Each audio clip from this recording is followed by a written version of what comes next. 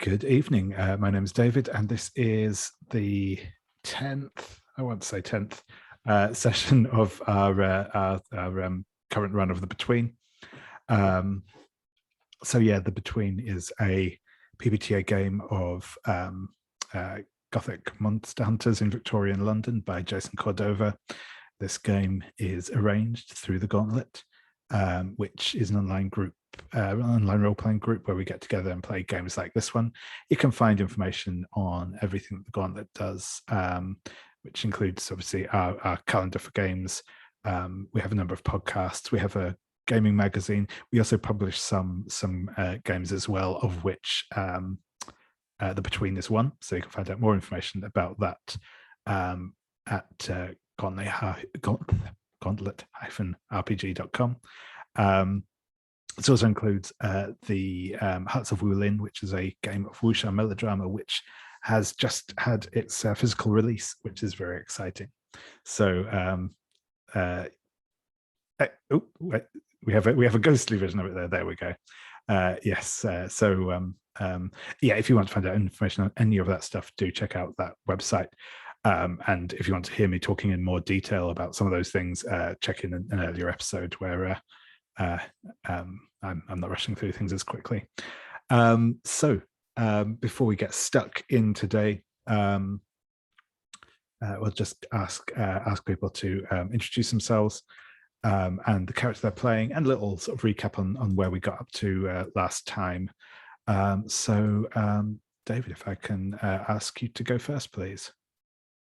Yeah, you bet. Hi, folks. I am David, he, him pronouns, and I am playing Trixie, the American Playbook. Where we last left her, I'm taking a look here at my conditions. I have nose blind because of my, I want to say recent encounter with, I'm trying to remember the name, clicking through to figure out who this person we all suspect of ill intent is. Teasdale. Dame Margaret Teasdale, indeed. Yes, yeah, we had the encounter with Dame Margaret Teasdale at one of her, we'll call it a gambling hall, and so I've taken the nose blind condition, but at least I'm not marked for slaughter yet. Indeed. Thank you very much. And I'll come around to you next, actually, Anders, and leave Sabine for last tonight. If you'd like to introduce yourself and tell us what you got up to last time. Yeah, I'm Anders, he, him. I'm playing Ardent Casebury, also he, him, the vessel who consorts with dark forces. And last time, I'm a bit vague. I think I actually quit early last time. And I realized just now that I haven't watched the video, so I don't know what happened after I left. But we were investigating a kind of spooky house that may have been the lair of Sally No Face, I think. Yeah, that's what I remember. Everyone. That sounds about right. We'll catch you up on the full extent of what happened in a moment, but yeah, that's brilliant. Thank you very much. And Sabine, if you'd like to introduce yourself and tell us a bit about who you'll be playing this evening. Oh, hi, my name is Sabine. I use any pronouns. Sorry. I'm playing Dr. John Fanworth, who uses the Mother playbook and who's trying to build a perfect opera singer, like the Adam Harwood, but better, more perfect, far more perfect. John, last time, we went at the Sally No Face thing. We went to that house that he had been told, where this one lady had been killed, or probably had been killed. We found blood stains, and we met. We did meet a very odd boy who seemed to be deeply entrenched in that house, and we also had a theory almost ready to be rolled, and then we didn't, or did we? Did we? Yeah, we did, right? We did. Yeah, we did. Correct, we answered the question. What is the true identity of the killer, and what drove them to this madness? And I think we answered that it was Margaret Teasdale, because she wanted to help her friend who is named Victoria Callas. Right, and there was something wrong with Victoria's face, so she needs the better one, a more beautiful, the most beautiful one. So yeah. No, I think that is a fair summation. Yeah, as I said, we'd after you left last time, Anders. Yeah, we had a couple of follow-on scenes from the investigation, which involved Trixie meeting with Margaret Teasdale at a gambling establishment she ran, we finished up by having the answering the question, which went very well. I think what Sabina said was right. The murderer was Dame Margaret Teasdale. She has been committing these murders because she's been trying to repair the face of Victoria Callas, who I think we said was maybe her daughter, goddaughter, something like that, some kind of familial relation or quasi-familial relation. So we have that question answered, which means that we have now the opportunity to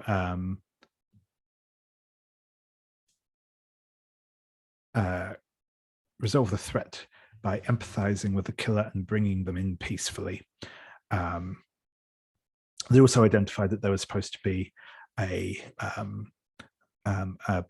evening that there was going to be an art exhibition. I should say an exhibition melding art and medicine, at which Margaret Teasdale is going to be present. So that was sort of one of the key lead, I suppose, from the end of last time.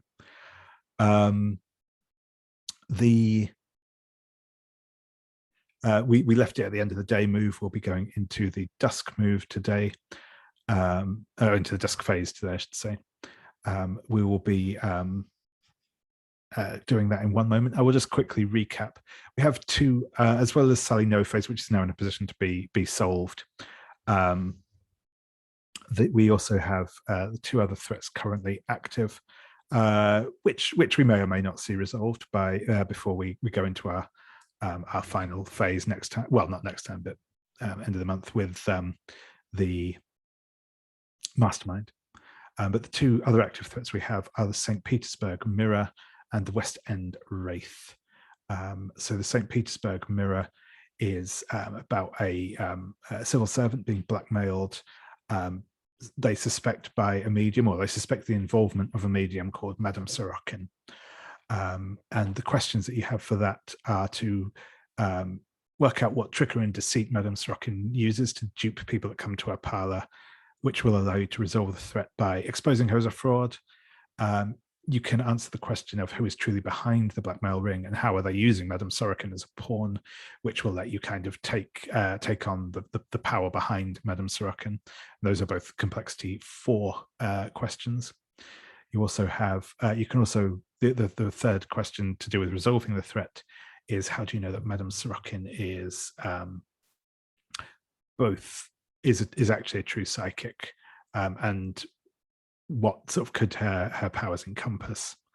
The final question on that one is about the St. Petersburg Mirror itself, which is whether the mirror, which is this sort of scrying apparatus, is genuine. And answering that makes it available as a reward should you successfully conclude that threat. And then the final threat, the West End Wraith. A mysterious figure has been causing problems at a music hall, the Palais de Gaieté, run by Lily DeVere. The first question here is whether Lily DeVere or Billy Bowman, one of the stars of the show, is the target of the Wraith's obsession, and whether the Wraith is looking to either help them or harm them. And depending on which of those you answer, if the Wraith seeks to harm their target, what is motivating their pursuit of the target? And if the Wraith seeks to help, are they trying to protect their target from an imminent danger or right an old wrong? So those are the other two threats we have available. So we will be going now into our Dusk Phase. So first, we start with our usual of resolving any moves that you have that kick off during the Dusk Phase. So we have our usual one for Trixie, which is the quickening. Has anyone else picked up a move that triggers during the Dusk Phase? No, cool.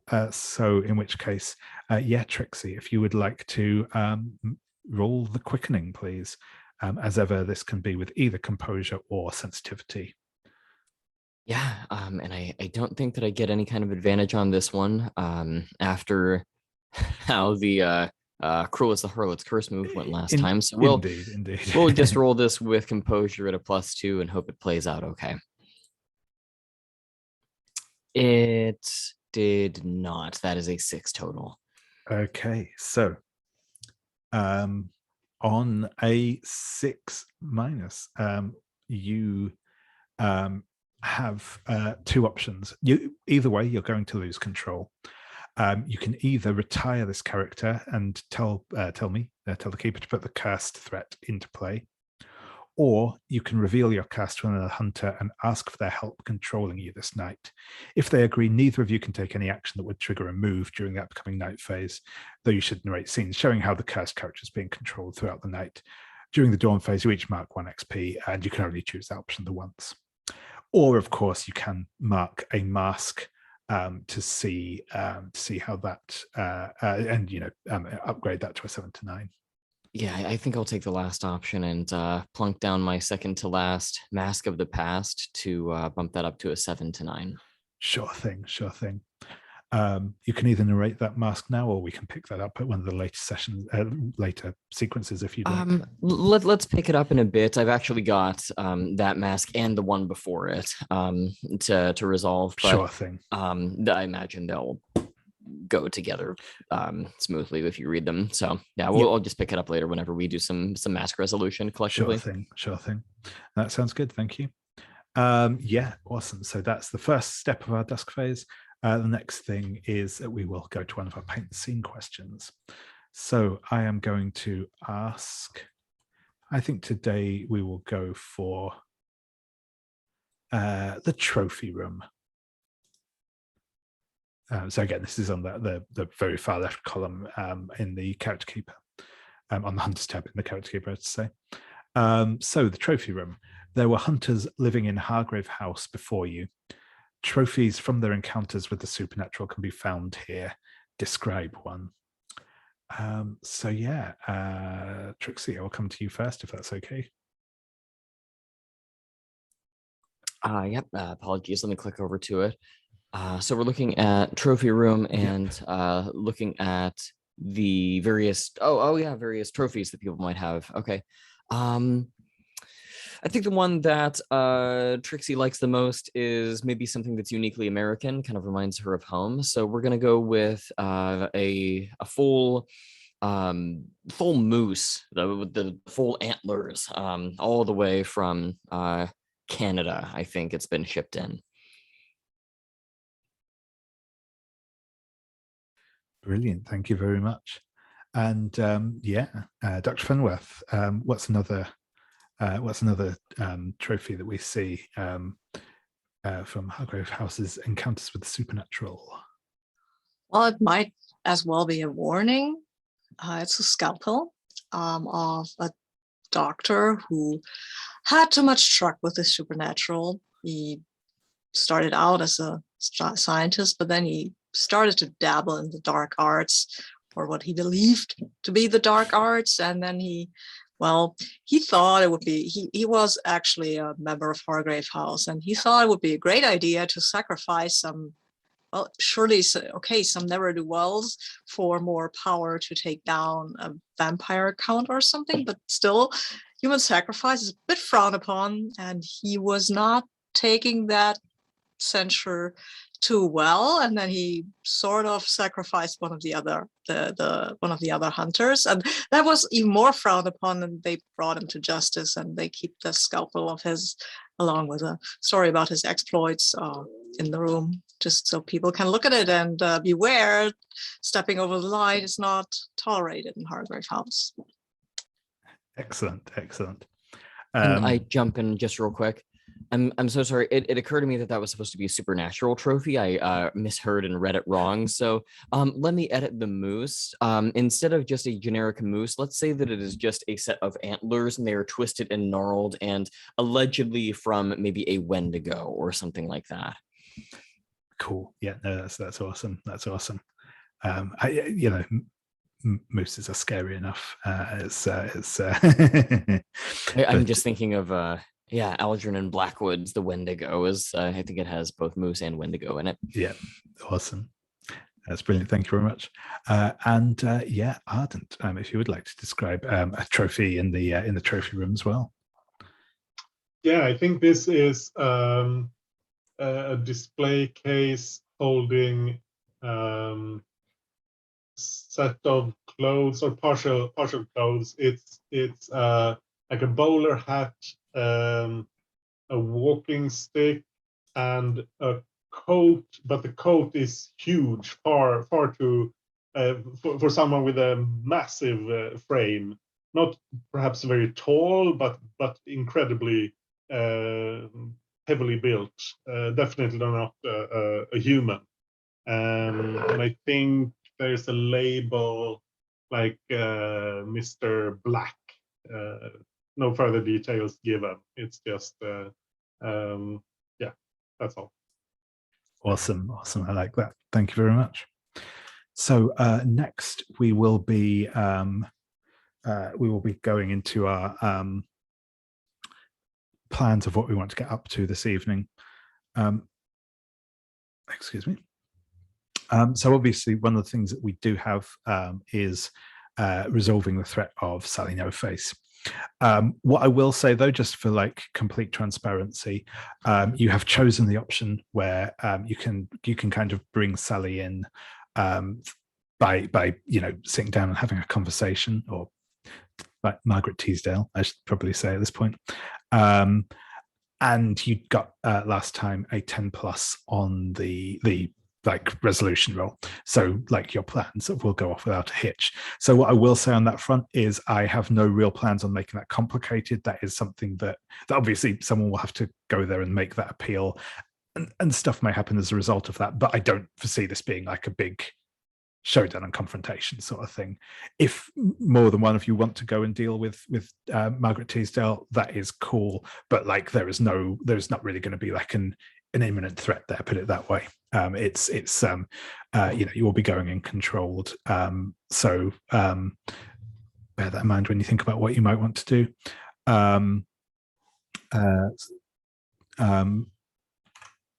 You obviously do have the other two threats, which can also be investigated depending on what you're interested in, and obviously both of those is dealing with a theatre and with a medium who runs seances. So both of those are probably quite easy to investigate during the evening hours as well, if either of those appeals to you.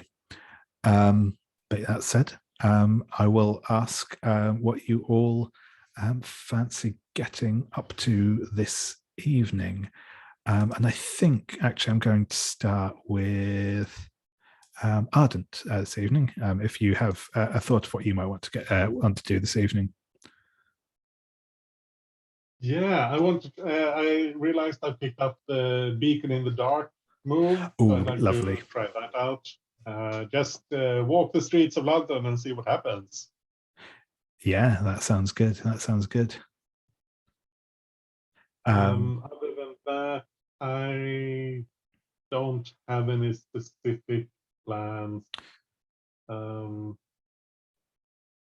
like to get involved with one of the other two threats, but it's not. I don't have anything concrete. No, that's cool. But no, it's quite, that one is quite possibly my favorite move in the game. But yeah, that's always a good fun one to get involved with weirdness. So yeah, that's cool. Thank you. Dr. Fenworth, how about yourself? I would like to talk to Miss what was her name, Dame Teasdale. Yep.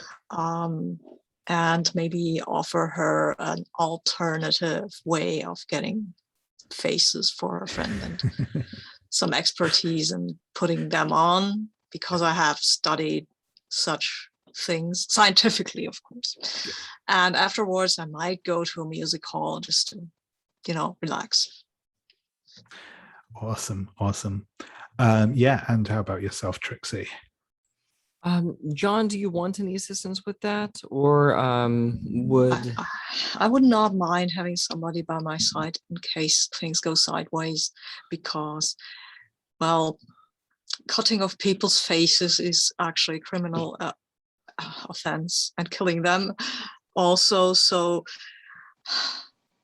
I hope that we can work something out, but it might be that she does that she gets frightened and tries to poison me or stab me or do whatever thing, take my face. Also, it would probably not be very useful for her. got it? In that case, I'd be happy to go with you on that little visit that we're paying. Very good. Excellent. Yeah, no, that sounds good. Our last step before we, as we go into the night phase, is we will choose our unseen for the evening. And I think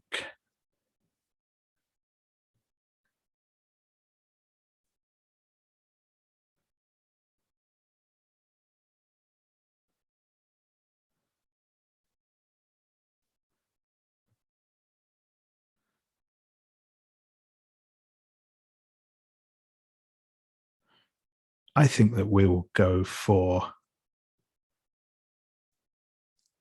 I don't think we've done this. So certainly not marked people's names in it anyway. So I think we will go for Perched in the Rookery, which is on the left column about halfway down. And this is about kind of one of the more rundown areas of London. I will. What did we do last time? That was the.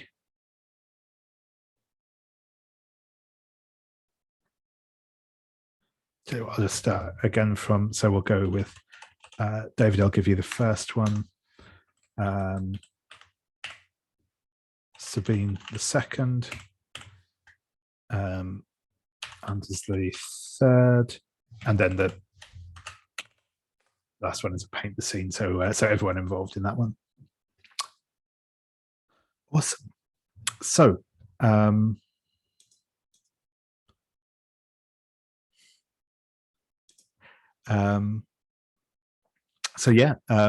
as we begin our journey into the night phase, we will start with our first paint the scene question. So, perched in the rookery, decrepit tenements lean against one another like drunks, broken windows covered by rotting boards, and old newspapers decrying the moral decline of the city. Alleys cramped, dark, and full of oozing filth. This rookery is publicly despised by the well-heeled of London as they drive the unfortunate into it, and the source of much salacious interest in private. So the first question, which is for you, David, is a squad of peelers come in mob-handed to drag off a bunch of the usual suspects for a robbery charge. What do we see of those who get picked up in the raid, and what do the peelers use to justify their brutality? And the peelers in this case is a sang for the police. I had if it wasn't obvious from right. So I think we have sort of a scene of a few just grizzled, smelling of gin, greasy men kind of huddled around a table with little more than sort of an old lamp providing something something to the effect of light when you have this bang at the door and then it's kicked open and you have a number of peelers, I suppose you might say, run in with their clubs, and I mean it's essentially kind of a raid on them. And I think that the folks who have been picked up in the raid are I think they're verbally very aggressive, but they are so just beaten down by time and circumstance and health problems and so forth that they're not able to put up much of a fight.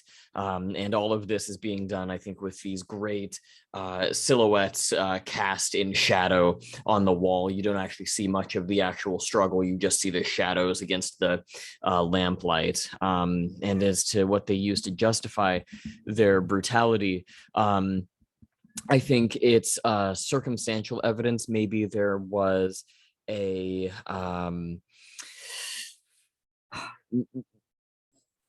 maybe it was a knife that they found at the scene that or a letter opener maybe that had kind of the initials of one of the people kind of left on it, and maybe those initials were maybe ML or something like that.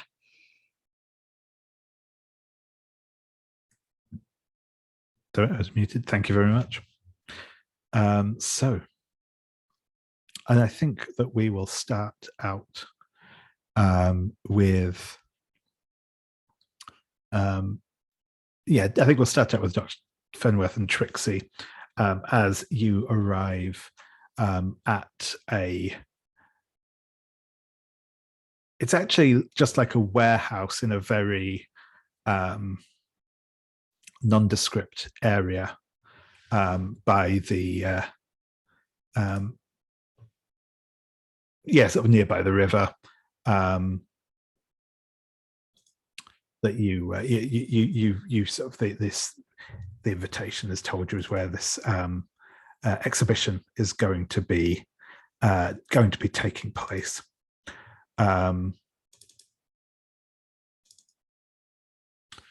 And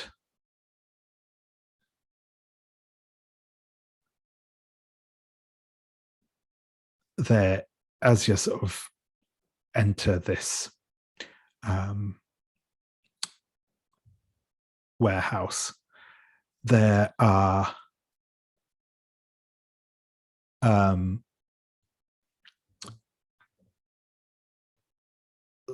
there's music playing. There's a string quartet playing. You can hear as you walk in. There are a number of mannequins set up, dressed in finery. But you will notice several. These mannequins seem to have slightly more human faces than you might otherwise expect, at least at a glance. There are people here mingling amongst the exhibits, drinking, chatting, all the usual things. But I'm going to ask first of all a paint the scene question for all of you.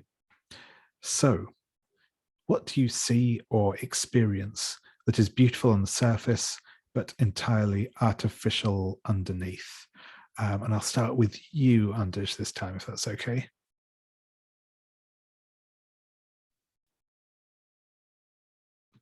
Can I have a moment to think? Yeah, no, absolutely. Sabine, do you have an idea? Yeah, I do.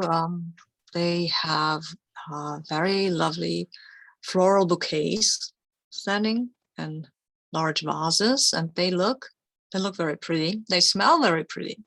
But if you look closer, you can see that these are not real flowers at all. They're just perfumed artificial flowers made from, I think, metal, some kind of wire twisted to look like an actual flower. Brilliant. Thank you very much. And David, how about you? What's another thing we see that looks beautiful on the surface but artificial underneath?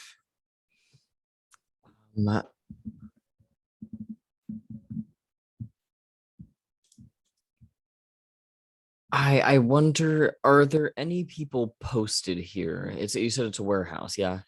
It is, yep. But yeah, there will be staff and the like here as well as kind of guests. I wonder if the staff have been done up with uniforms that look a bit too posh for their actual station. And while they are dressed in a very professional sort of manner, you can tell looking beneath that they positively hate this job and that they're terribly underpaid, and it's all just one big facade. Excellent. Thank you very much. Yeah, and Anders, if we could come back to you. Yeah, I was thinking of something with those mannequins. Maybe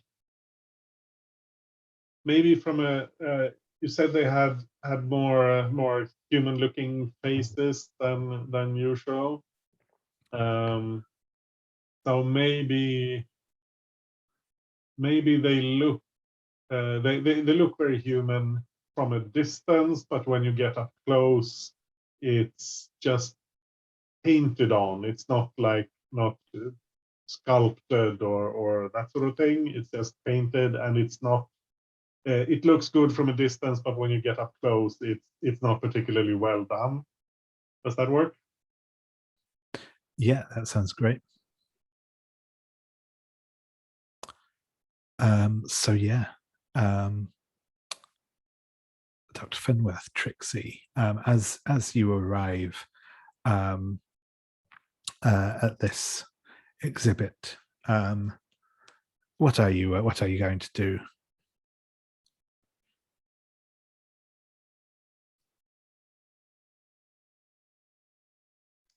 I think I'm a little at least interested in the exhibitions and and what exhibition thingies. What were they called? Things that are exhibition? Exhibits, yes. Exhibits, yes, sorry.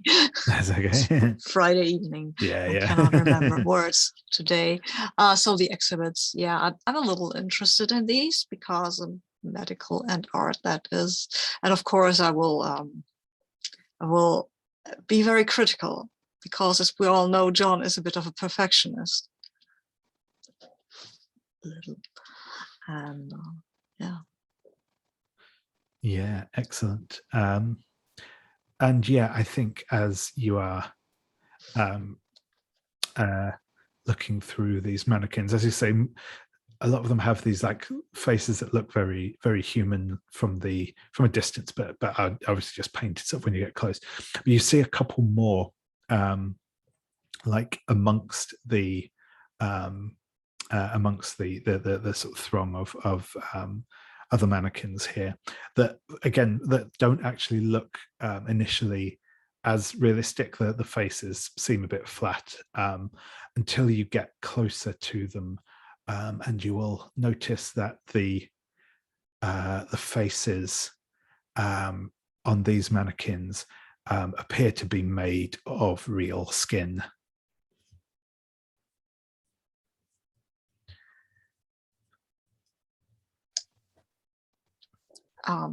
John will point this out. Trixie knows this, but you know, he likes to explain things. Sometimes he tries not to be patronizing, but you know. So, but these are not real human faces, right? Oh no, these definitely look like real human faces. Yeah. Oh wow, okay. Well, that's a bit ghoulish. Well, it's impressive leather work. Credit where it's due. That said, I'd be curious as to their, shall we say, sourcing. Mm-hmm. So would I. Let's find the lady who leads this exhibition. That might be a very good way for us to start our conversation with her. Yes, of course. And I will kind of imply that you should maybe lead the way. And I think it's clear that Trixie has this sort of uncharacteristically pitted and sallow complexion about her. The quickening has been harsh to her this evening, and she mechanically has the drained condition and is otherwise just looking a bit of a mess. Oh, I will think if John notices that, and he will have said that maybe we should. I was planning to go to the music hall afterwards, but maybe we should call it a night, and you might come by my laboratory. You look a little under the weather, my dear. Oh, nonsense. We'll have a fine evening of uh, um, it'll be fun. Very well. I'm sorry, my mind is a bit clouded today. Well, I trust your judgment. And I'll kind of again motion us off toward the hostess of the gala, if that makes sense. Mm-hmm. Awesome, yeah. And we'll come back to you in a moment, as we will switch over to Ardent. So yeah, you are going to be going for the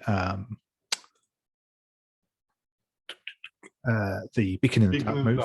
Yep, which the trigger for which is when you walk the streets of London at night, your consciousness is spreading across the city like a vast spider web. So I think what I'm going to ask first of all is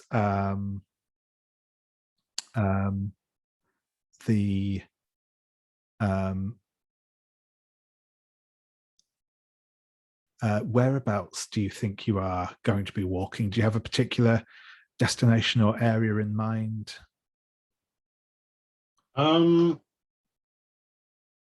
don't think I don't think Ardent has a particular destination in mind, but I think he'll find himself drawn down to the river, because I think I still have that condition. Yes, indeed. There they are. Yes, indebted to the Thames. Yeah, so I think he'll find himself crossing and recrossing the river on various bridges and walking along the waterfront. Excellent. And how does when you kind of let your mind wander and let maybe the darker elements of London in, how does that feel to Ardent? What's kind of, or how do we see that represented? Interesting. I think we see this from above. I think it's Gretel's point of view as she flies above Ardent, and he's wandering rather aimlessly, if briskly, and I think we see like brief flashes of various scenes appearing in the area around him, like a couple fighting, or a drunk leaning on a railing and singing, and someone breaking into breaking up a back door to get in and steal something. That sort of brief flashes, and we start hearing voices rising up from the general din, breaking out just for a few words here and there. Excellent. So if you would like to make a roll with sensitivity. Yeah, let's see if I can get my dice cam to work. Maybe I have to.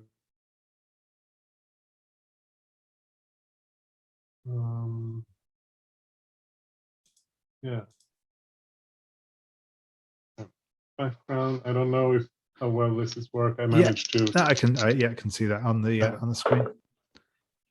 That's a good roll, at least. A 6 and a 5. Nice.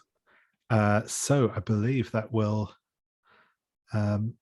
easily net you a 12 plus, which I can't remember if this one has a specific. No, it doesn't, sadly. So yeah, on a hit, you are immediately confronted by a threat or a personified danger related to the threat, and you can ask 2 questions from the list below. They will not answer directly, but in the form of a clue. On a 10 up, the threat or danger departs as soon as the questions are answered. So we will come back to you and what this looks like in a moment. But I think first we will go over to our next unseen question. So Sabine, this one's for you. 2 families. Right. 2 families share a damp garret, a single room with rainwater leaking in through the rotted shingles. As they huddle together for warmth against the cold night air, what little touches of homeliness do we see that show they are making the best of their situation? Oh. Well, yeah, it's a pretty bare room, right? There are sort of bed thingies. And what have they put up there? They don't have much clothes or things like that, but one of them, the children bringing back home various odd looking sticks and bits and bobs, and then the eldest daughter, one of the families, will twist them together and stick them together and make little trees and flowers and things that you can put up on the walls or in the, well, those walls have holes in them, and that's perfect for putting in these little trees and flowers. So the wall itself is actually looking almost festive in a way, you know, very natural order. It's quite extraordinary. Yeah, there's a party in my house today. Sorry. I don't know if you can hear that, but somebody's singing. Excellent. No, that's brilliant. Thank you very much. Awesome. So, as you scan through the crowds at the exhibition, the 2 of you will notice Margaret Teasdale amongst talking to a couple of other patrons here. She seems to be talking to her husband and wife couple, but as her gaze sort of as she catches the sight of you 2 over the shoulder, she will kind of make her apologies and make a beeline over for the 2 of you. And she will say, Dr. Fenworth, Miss Trixie, how delightful to see the both of you again. And she will kind of look you up and down, Trixie, and say, are you quite all right, my dear? I'm sure I have something that would perk you up a little if you're feeling under the weather. I apologize for my state of being. I've come down with some sort of health condition, but I suspect I'll be fine by morning. And I mean, this is such a compelling galleria of sorts that you're hosting. I decided I wouldn't miss it for the world. But please don't go out of your way for me. The damned air of this city. It's a wonder that any of us are free of disease at any point, but I do hope you have a swift recovery.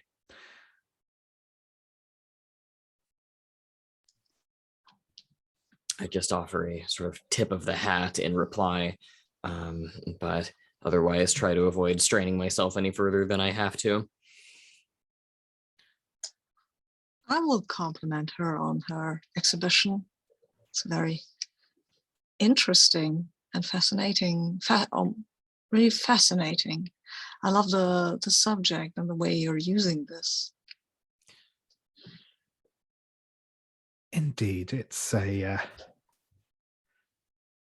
little diversion. I think the marriage of the practical and the beautiful is all too often overlooked in our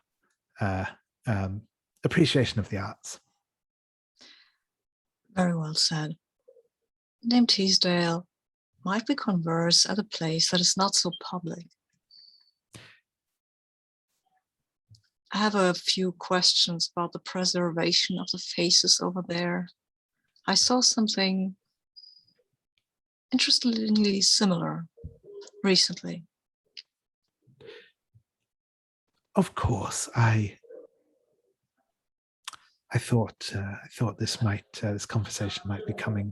Please do come with me. I have a small office here that we might have some privacy in. And I think at this point, almost without making a sound, the dapper boy has made an appearance at her elbow, but she will kind of just pat him on the shoulder and kind of shoo him off as she leads the two of you away.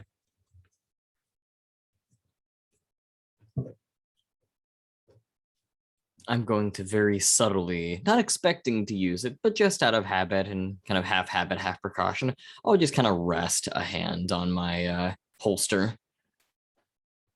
Sure thing. And yes, she will lead you both into it. And I mean, it's an office in a warehouse. It's not a particularly plushly furnished thing. There is a bit of furniture in here. And she'll say, tea, either of you, or something a little stronger? I think for this conversation, we might all need something a little stronger. I'll second that. Indeed. And she will pour glasses of brandy for all of you as she sits down. And says, very well. What would you have of me then, the pair of you? I won't mince words with you, Dame Teasdale. You're an intelligent woman. We are part of Hargrave House, and I'm almost certain that you know what that means and that you know why we are here. Indeed. I thought this would catch up with me eventually. I had hoped to have a little more time first, but here we are, I suppose. You understand that this must stop. You cannot go about poisoning people for their faces. I'm quite certain that there must be other ways.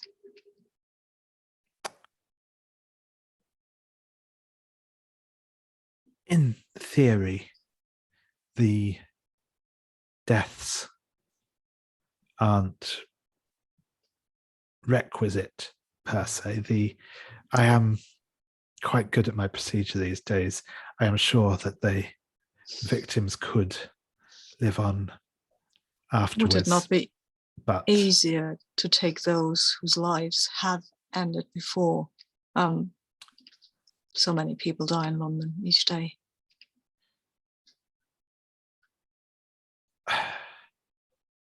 I began my experiments that way. The dead flesh was too much of a risk, too many infections. It never quite took in the same way as living flesh. There are certain procedures that might be useful in resolving this issue. I have studied myself a little anatomy and preservation of the body, and I might be willing to help you out with that. Perhaps, Doctor, perhaps. I never had formal training myself. I volunteered, during the Crimean War, dear old Florence and all that. But, well, you know how it is. It is not considered appropriate for a young lady to practice medicine. So I had to teach myself, as it were. A regrettable oversight by our society, I feel.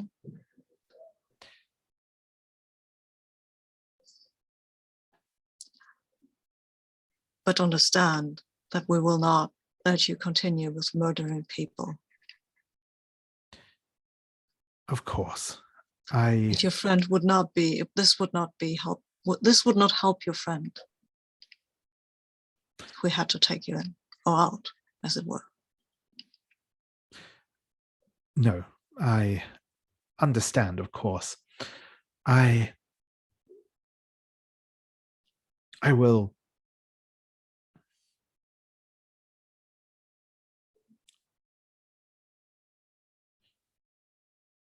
If you promise to help my ward, Miss Callas, then I will submit myself to whatever justice you see fit to mete out.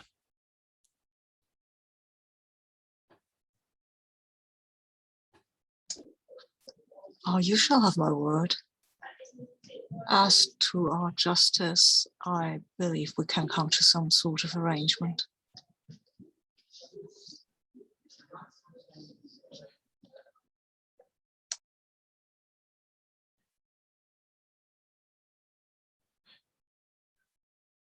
Very well, Doctor. Thank you. And we will cut away there briefly to turn to Ardent. So, Ardent, as you are walking the streets, you will notice in the odd shop window, or occasionally in a muddy puddle, you will see strange, pale faces looking out of the mirror at you. They only ever seem to be there for a moment before kind of fading away again. But the sort of feeling becomes more and more intense. You feel kind of like you're being watched. And as you turn down one street, you've kind of headed east along the river. And you meet a woman, a fairly young lady, quite thin, quite attractive, but in that very kind of quite a sharp-featured looking, very, very intense eyes, and she's wearing kind of lots of colorful clothing, lots of very like rich, vibrant patterns. It's kind of slightly indistinct in origin, but it seems to be like bits and pieces from here and there. And she will glance over you for a moment and say, Ah, Mr. Casebury, is it not? I believe I have heard of you. Oh, yes, yes, indeed. I do not believe I've had the pleasure. My name is Sorokin, Seraphimus Sorokin. I am a spiritualist medium. I believe you have interests in a similar area. Is that not correct? Indeed, indeed. Sorry, I have to look at thing just to see what I actually. Yes, so I think really the only thing that you've particularly heard about her at the minute is that yes, she is indeed a medium. She is the one who is potentially behind the blackmail of Edwin Belmont. But yeah, I don't think you've learned much more than that besides about her so far. Yeah. I just wanted to check if there was any details there. Yes, I had heard you. Heard about your performances. How funny that we both should meet like this. I like to wander the streets of London some evenings to get a feel for the place. Yes, I am much the same. I feel it relaxes the spirit to let the mind wander. Indeed, indeed so.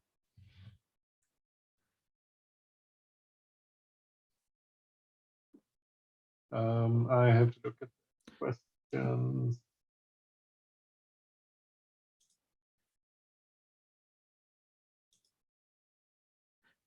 Yes. I'm going to go for the what frightens you question, but let me phrase that. It is even for a woman as formidable as yourself, it's not necessarily safe to wander London's London streets alone at night. Is how you must be very brave.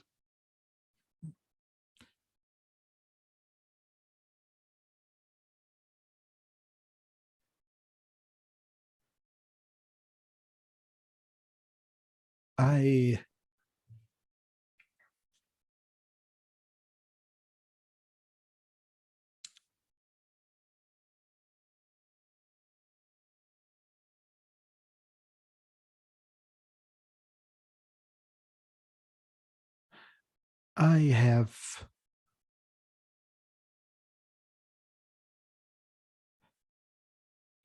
little in this world that can be as dangerous, I feel, as that which lies beyond. I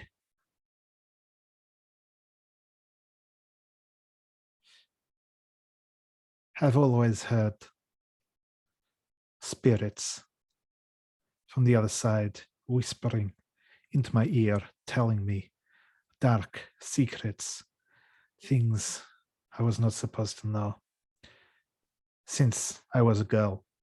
And little frightens me so much these days.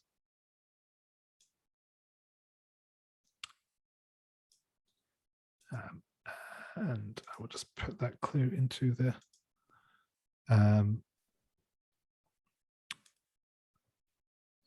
which is a spectral manifestation whispering secrets.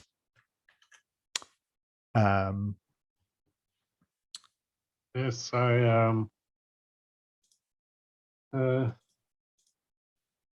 tend to have a more more visual, get more visual impressions rather than voices myself. But I suppose the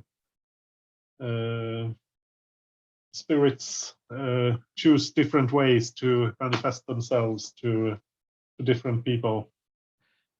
Of course.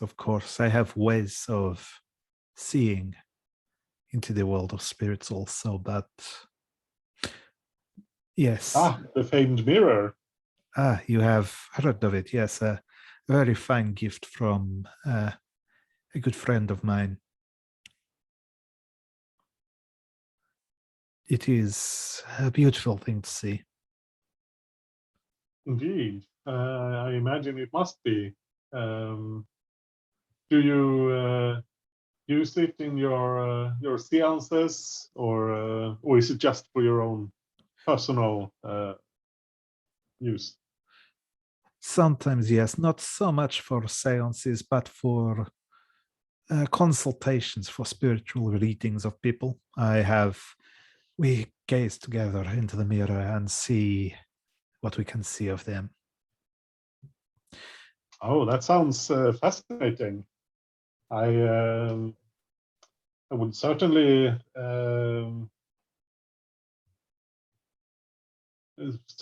appreciate an opportunity for such a viewing.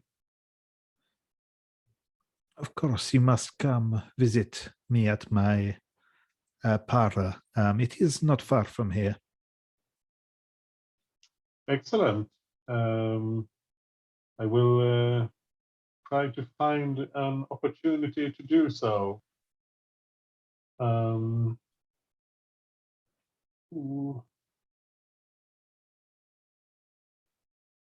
want to ask, what do you intend to do? I guess. So, do you have any plans for your stay here in Old Blighty, other than sharing your gifts with the with those in need, and with the means to pay your fees?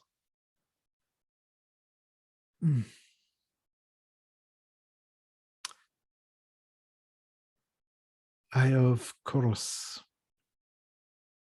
wish to share my gift to help people, to bring them to the very truth inside their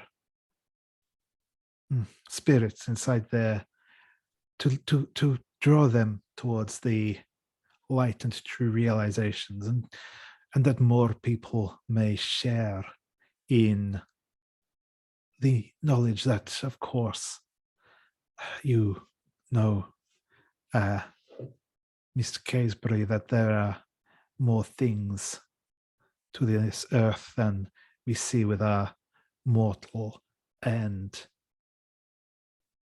eyes.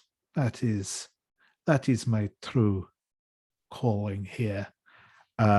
And as she says that, you notice her subconsciously just pushing what looks like a very healthy roll of pound notes into deeper into the purse that she is carrying.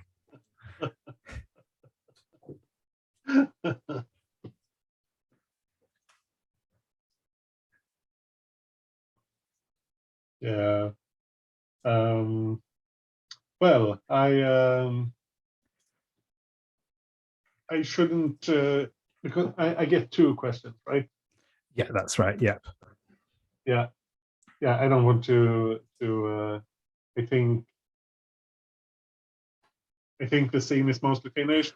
Ardent will say his goodbyes, and I won't take up more of your time right now. I know how straining this profession can be, so I will give you your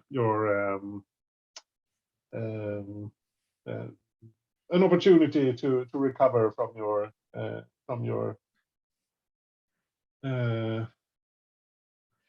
yes, give you your opportunity to recover, as I do similar myself, and he will say his goodbyes and continue walking. Yeah, and she will sort of bid you on your way with a smile. Cool. So we'll take a quick break here, and then we'll come back and sort of wind up our night phase. So yeah, we'll come back in about 5 minutes' time, and see you all then. Awesome. So yeah, we'll kick off our next unseen, which is Anders. So in a lean-to slumped in a reeking alley, a small group of pickpocket urchins divvy up their spoils to buy food. What objects of frivolous wealth have they managed to lift? I think there's the usual silk handkerchiefs with monograms, that sort of thing. Something like a top hat that blew off someone's head, and one of them managed to snatch it and run away with it before the owner recovered it, and also like a brooch. Is that what you call it? Like in enamel in like a shaped like a rose, and it's clear that it hit the flagstones and or hit the street, and it's a little bit, some of the animal panels, I don't know what you'd call them, but it's a bit cracked and scratched, but it's still, they can probably still get a bit of money for it. Awesome. Thank you very much. So we will come back to Dr. Fenworth and Trixie. So as you're kind of sitting in the room with Margaret Teasdale, after a little bit, the boy will come in. Margaret will kind of beckon him over and whisper something in his ear, and he'll head off. A couple of minutes later, another person will enter the room. It's probably a young woman, but a little difficult to tell as they're wearing quite. They're basically wearing a lab coat, whether that's an affectation just for the evening, and over their face they have a wooden mask, completely, almost completely featureless, coverings of their face in its entirety. And Dame Margaret will sort of turn to the two of you and say, "This is my ward, the Miss Victoria Callas." And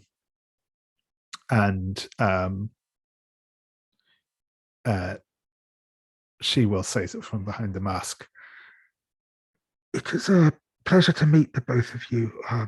I do apologize for my appearance." Likewise, I say, coughing into a handkerchief. No need to apologize, my dear.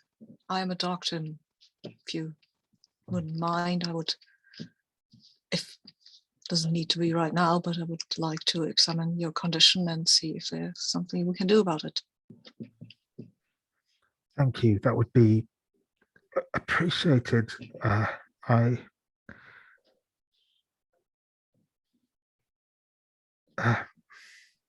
aunt has been most kind to me. Many would not have done the things she has done for me. Very true. And I give Dame Teasdale a sidewise look like, does she know what you've done for her? And Dame Margaret will kind of pat her arm and say,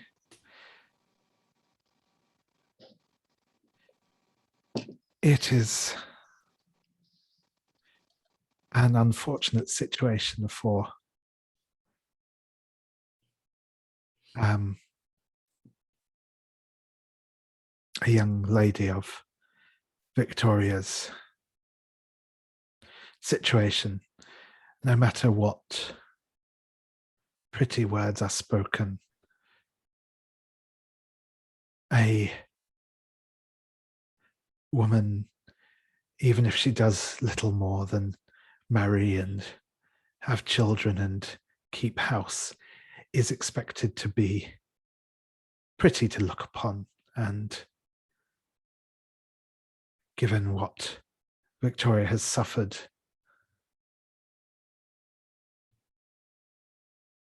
her life would be hard. Her life is hard, and I wish to give her whatever comfort I can."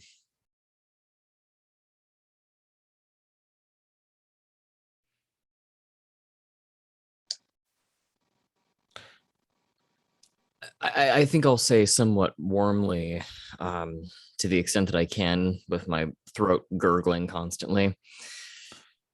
You know,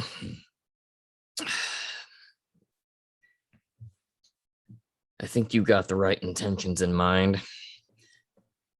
Back in the day, I used to travel with a crew of folks, not too much unlike yourselves, folks who didn't really quite fit in the kind of way that our typical society tends to think of us supposing to fit in. In such kinds of circumstances, you find a way to band together and you find a way to help each other.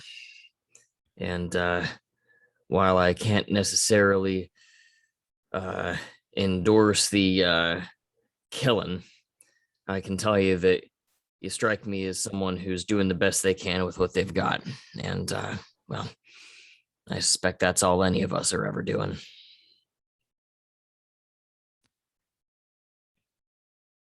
Thank you. That is very kind of you to say.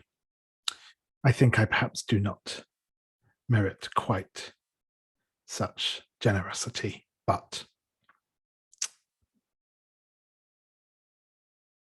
You wouldn't be the first person to kill under, well, circumstances not of your own choosing.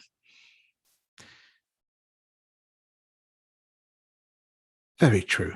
Very true.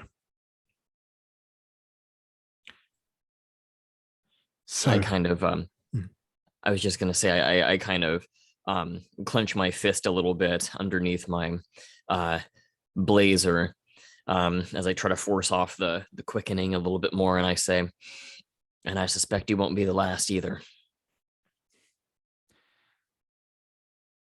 quite so. You may well have the right of it there. But then, and she will say, "Well, Victoria, darling, please leave the two of us again. Thank you for coming to meet our guests." And kind of Victoria will nod and head out of the room.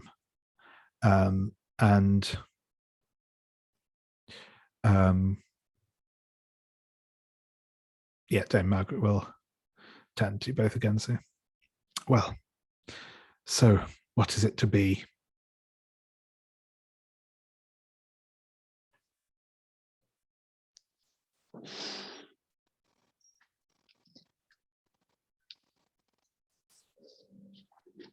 Well,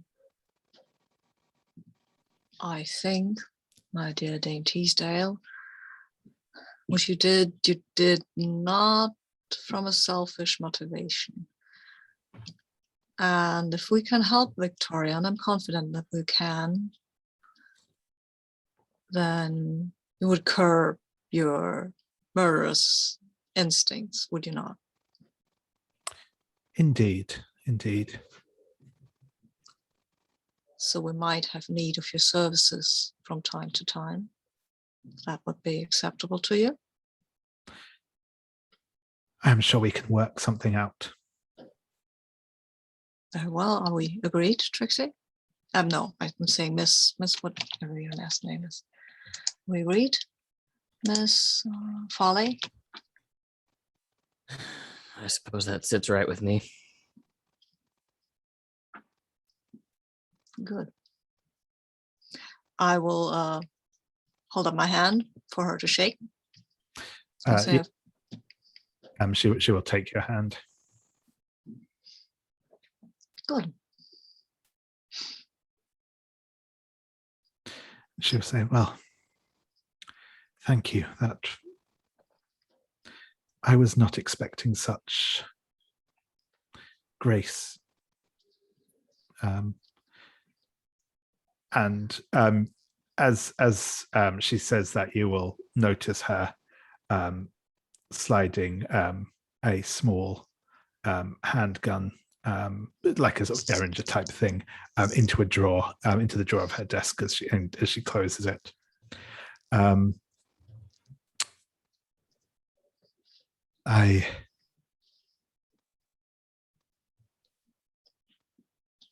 You have my gratitude, and if there is, of course, ever anything that I may do to assist Hargrave House, you have but to ask.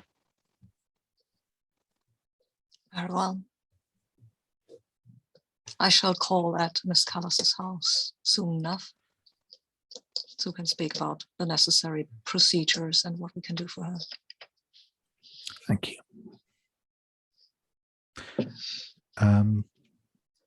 And I think we will have our last unseen,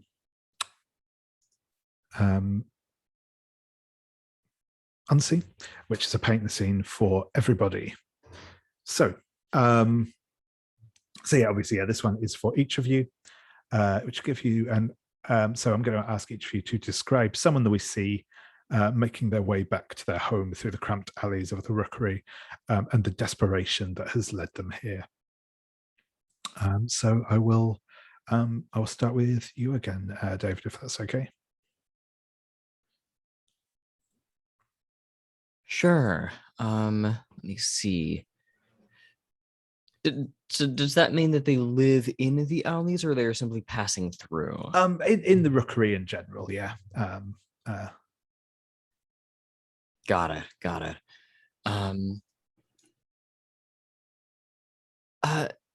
Might one of the staff from the gallery that we attended live here, just kind of as a throwback to that, because I already kind of mentioned them as a sort of a miserable person who's dressed up to look like they're doing better than they are. It just seems to fit. So yeah, absolutely. I think as the gallery kind of draws to a close, maybe one of the people we've been kind of seeing in the background, kind of as an extra in all of these scenes, takes off their hat and undoes their fine jacket and puts on one that's significantly more tattered and not really effective at keeping away the elements as the cold night begins to kind of set in, and we just see them making their way through the winding labyrinth that are these alleys, as they sort of settle back into the reality of their lives after having had only the faintest respite through Teasdale's gallery. Awesome, thank you very much. And Sabine, who's another person that we see making their way back home in the Rookery. I think we see a person is the most adequate description, because this, I'm sorry, I have people here that are talking very loudly there. That's okay. Anyway, this person is swaddled from head to toe in rags, basically.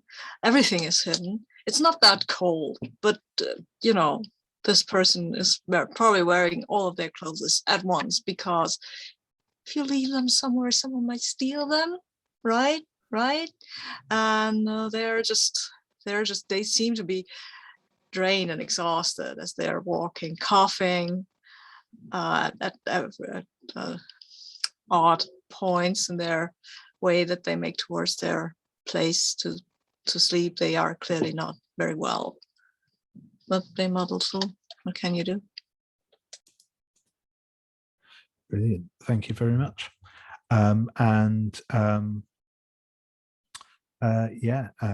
Anders is another person that we see making their way back home through the alleys. It's a man. His clothes are very worn. He's clearly some sort of worker. He's limping, and one of his hands is maimed. He's missing several fingers. It's an injury. It's not a recent injury, but it's not fully healed. And he's cradling. He is carrying a small package, and he walks up some rickety stairs to a small cramped apartment,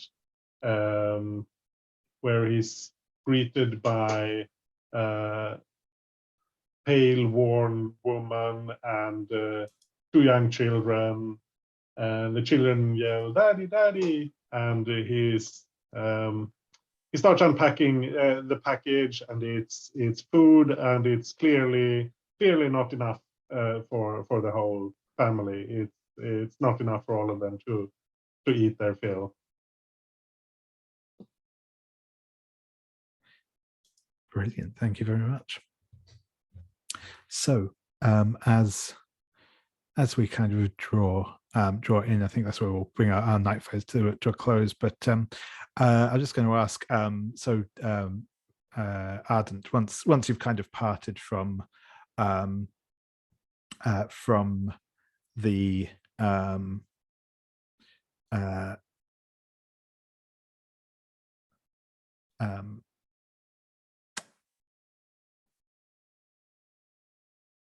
sorry, Madam Sorokin, that's it. Sorry, I had a complete mental blank there. I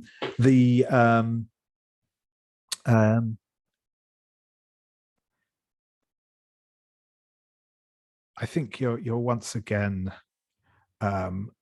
walking along by the Thames, and you can kind of feel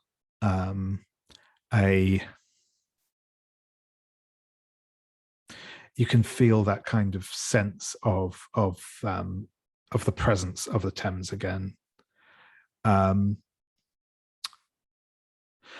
What do you feel like you need to give the Thames in order to pay off the debt that you owe it? Oof.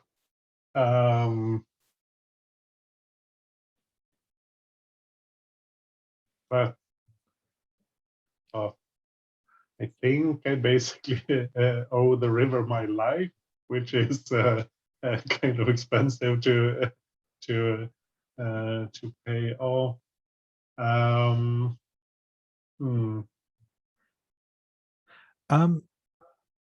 Yeah, I'm wondering maybe in which case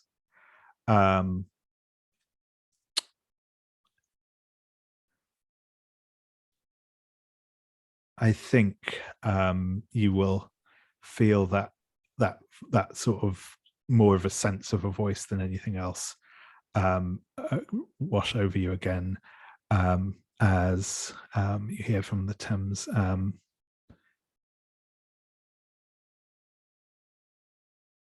saying,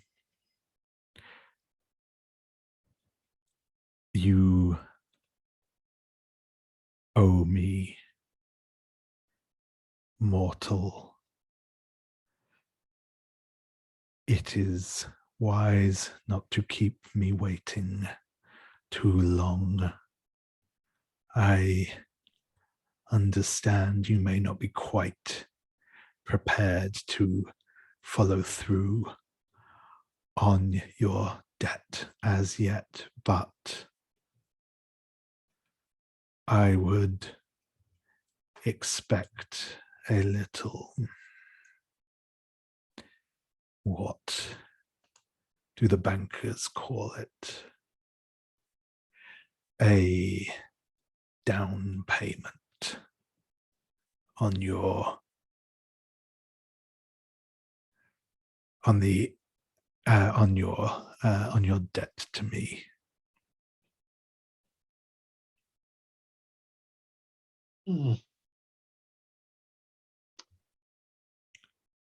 I hear you, Great River.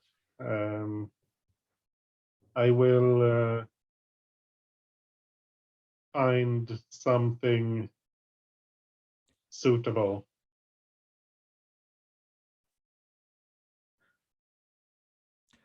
See that you do, mortal. See that you do.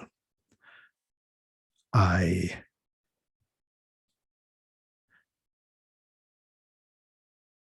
am generous to my friends, but I am equally dangerous to those who would cross me.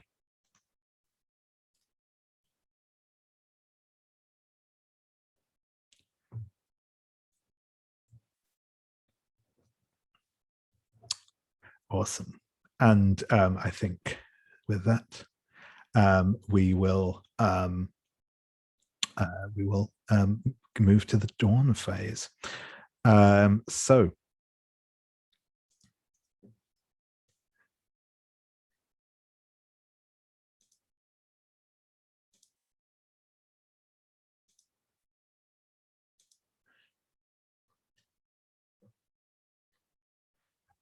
So first, we will collect rewards if a threat was resolved. It was indeed resolved, so you will get to choose a reward from Sally No Face. So the rewards available are Sally No Face's wooden mask, or in this case, Victoria Callas's wooden mask, which is just an item to be added to your personal quarters. Sally No Face's scalpel, which likewise you can add to your personal quarters. A mannequin to add to your personal quarters, or a victim's face to add to your personal quarters, then the final two options are any other memento from the investigation, which, as ever, you get to ask one other hunter to detail what that memento is. Sabine, I will start with Dr. Fenworth. What reward would you like to claim? I think I like the scalpel. Sure thing. It's an interesting thing, and maybe it wasn't like loot. Maybe she gave it to me like, okay, you know more about this than I do. Exactly. I mean, this isn't necessary stuff you have to have taken away. This can be freely given. So yeah, no, that's absolutely fine. Cool. Anders, what reward are you interested in? I think I'd like the mask, unless David really wants it. No, that's totally fine. Go ahead. Cool. David, which reward would you like, or would you like to take a memento and ask another hunter to detail what it is? So that leaves me with a face or a mannequin, or just another random trinket. Oh my gosh. Just trying to think of what I would do with a mannequin or a face. What the heck? I'll take the mannequin and see what I can make of it. Sure thing. Perfect. So yeah, that is and I will mark that we have completed.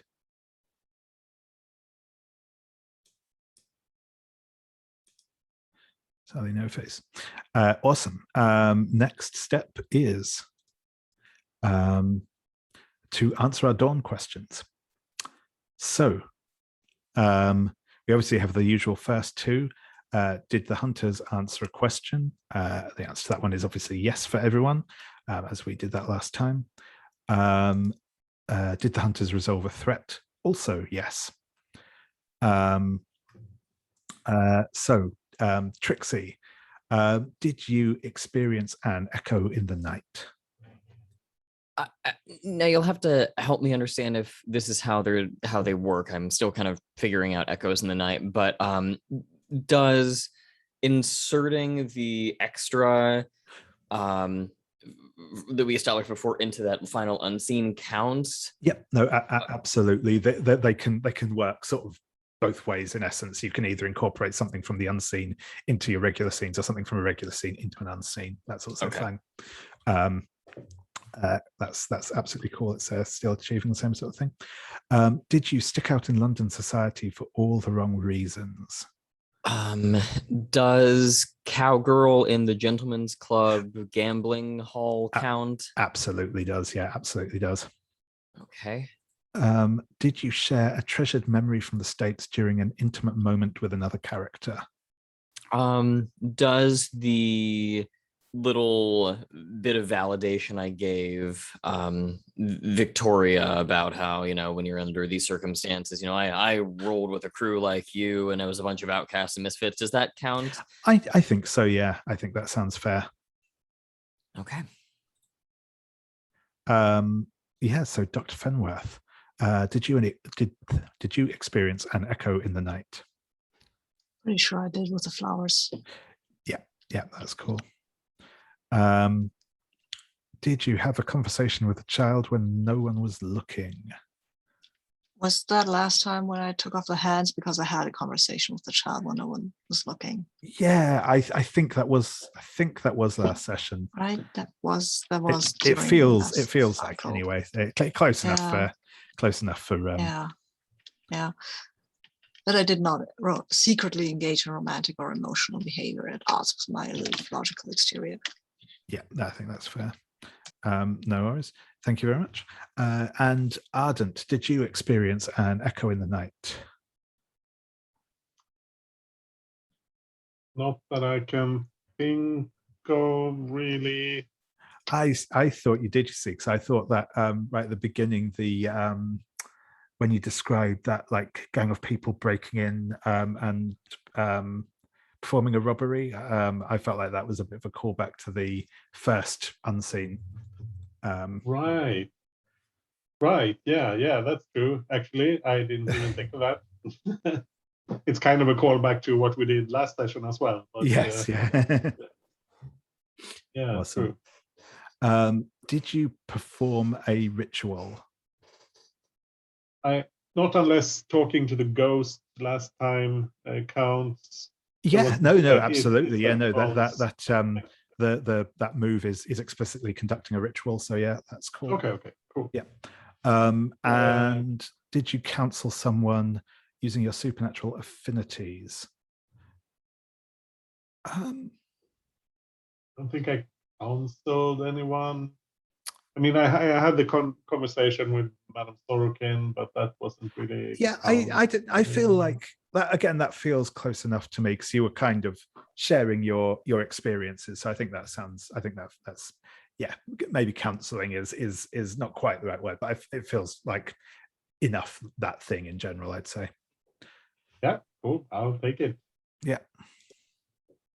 Perfect. Awesome. So what else do we need to do? Oh yeah, so now obviously, yeah, if you want to change those questions, your selectable questions, you may do so. If anyone has any moves to resolve during the dawn, we do that, but again, I don't think anyone does. Oh no, wait, I think we do, because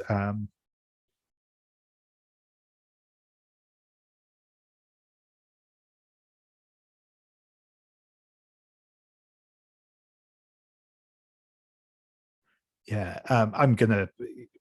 Yeah, I think. Did you just take the resurrectionists, Sabine?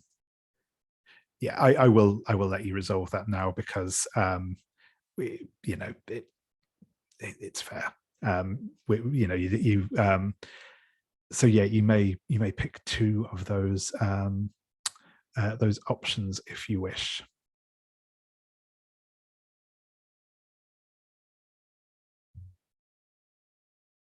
Okay. I think I want them to dig up corpses that night because time's running short for my child. And I think no.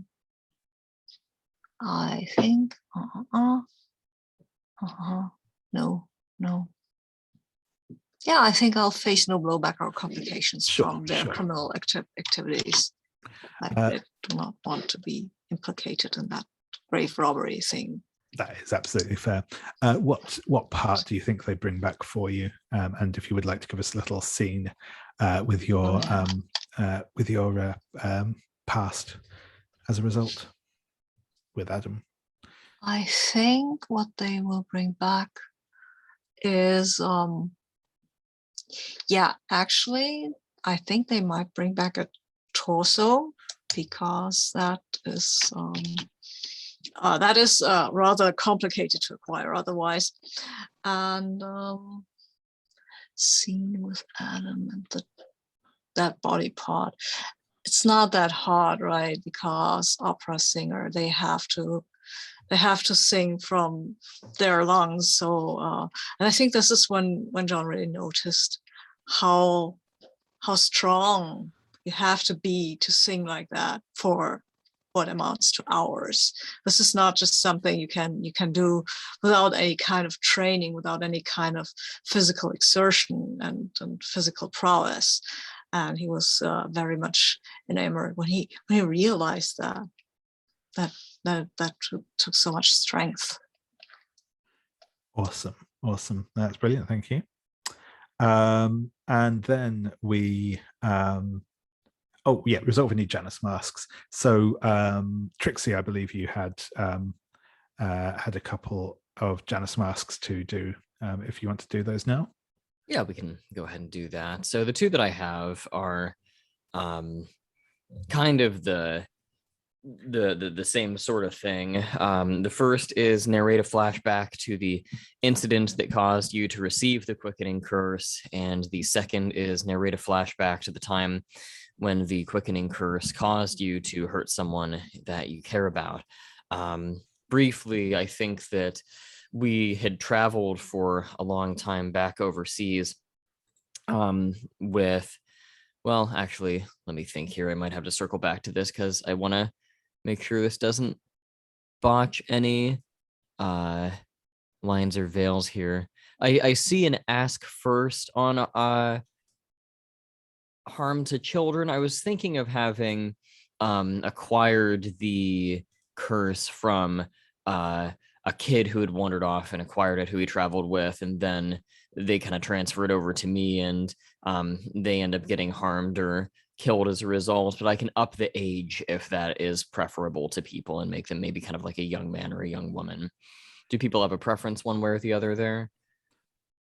I'm happy either way. I'm okay with a kid for that because it's not that immediate. So yeah, that sounds okay to me if everyone else is happy.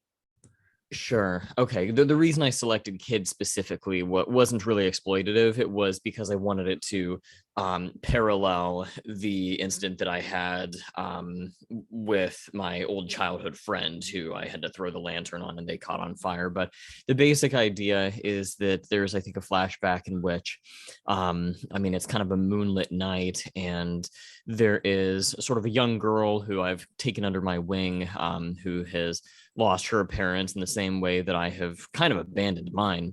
And she has come back and has said that she's explored a cave, and there were these strange pictures in there, and she feels funny now.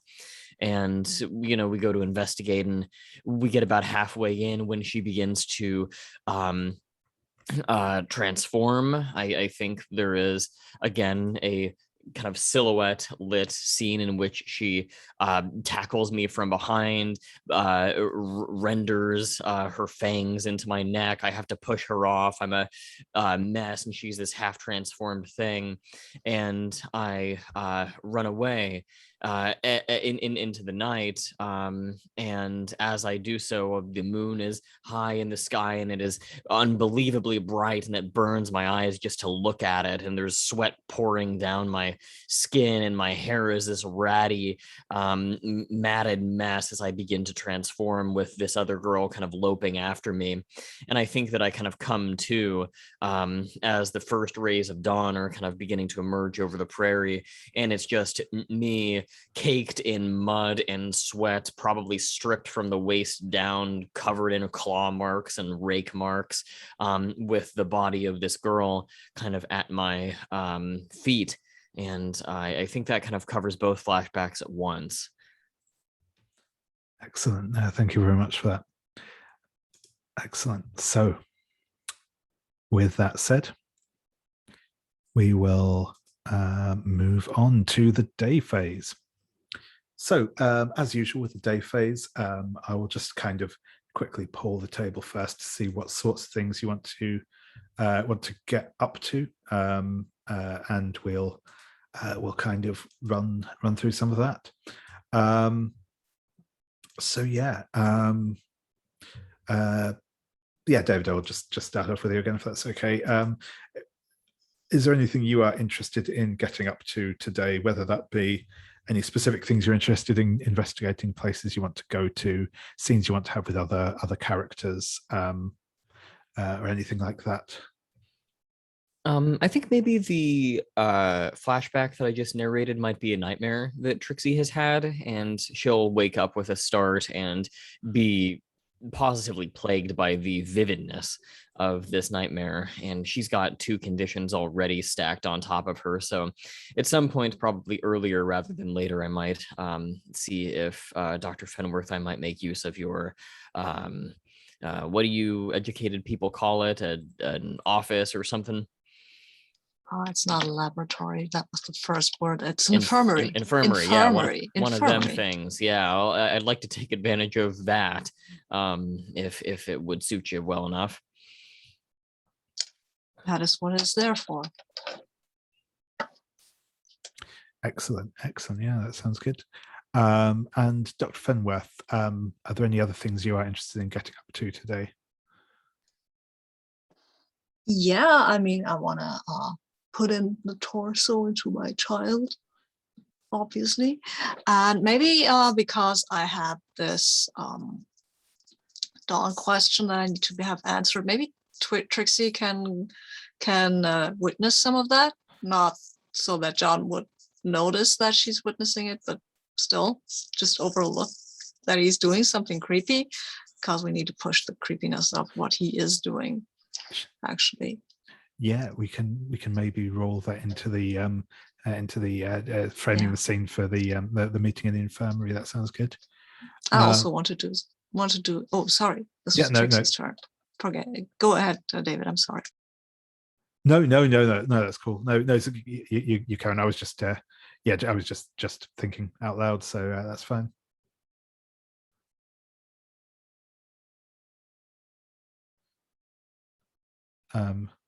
But yeah, no. So yeah, Sabine. So was there anything else you wanted to try and get up to today? I wanted to do something with Ardent, because I haven't spoken to him in a while, and I don't know what that cat is doing, but it's adorable. I'm sorry. I don't know either. I'm trying not to draw attention to it, but it's very distracting, and I apologize. It's fine. That's quite right. I think he wants up onto the bookshelf behind me, and he's trying to work out the angle. Yeah, something like that. It's Okay. Yeah, he's not the smartest animal I've ever owned. We've got a Bengal cat that lives near us, and this morning it was out on like the fence next to our thing, and it was like walking on the top of the fence. It was doing that thing where it like stretched out its legs and was like scratching it, and then it just went like sideways off the fence. It was anyway. Brilliant, thank you. Yeah, and Ardent, how about you? Anything that you are looking to get up to today? Yeah, I've been thinking actually that I'd like to switch my vice. The sex with the dark entities is really fun, and I think it's interesting for the character, but it's almost it's so hard to work into with the other characters. so it's really difficult to do the vulnerable move.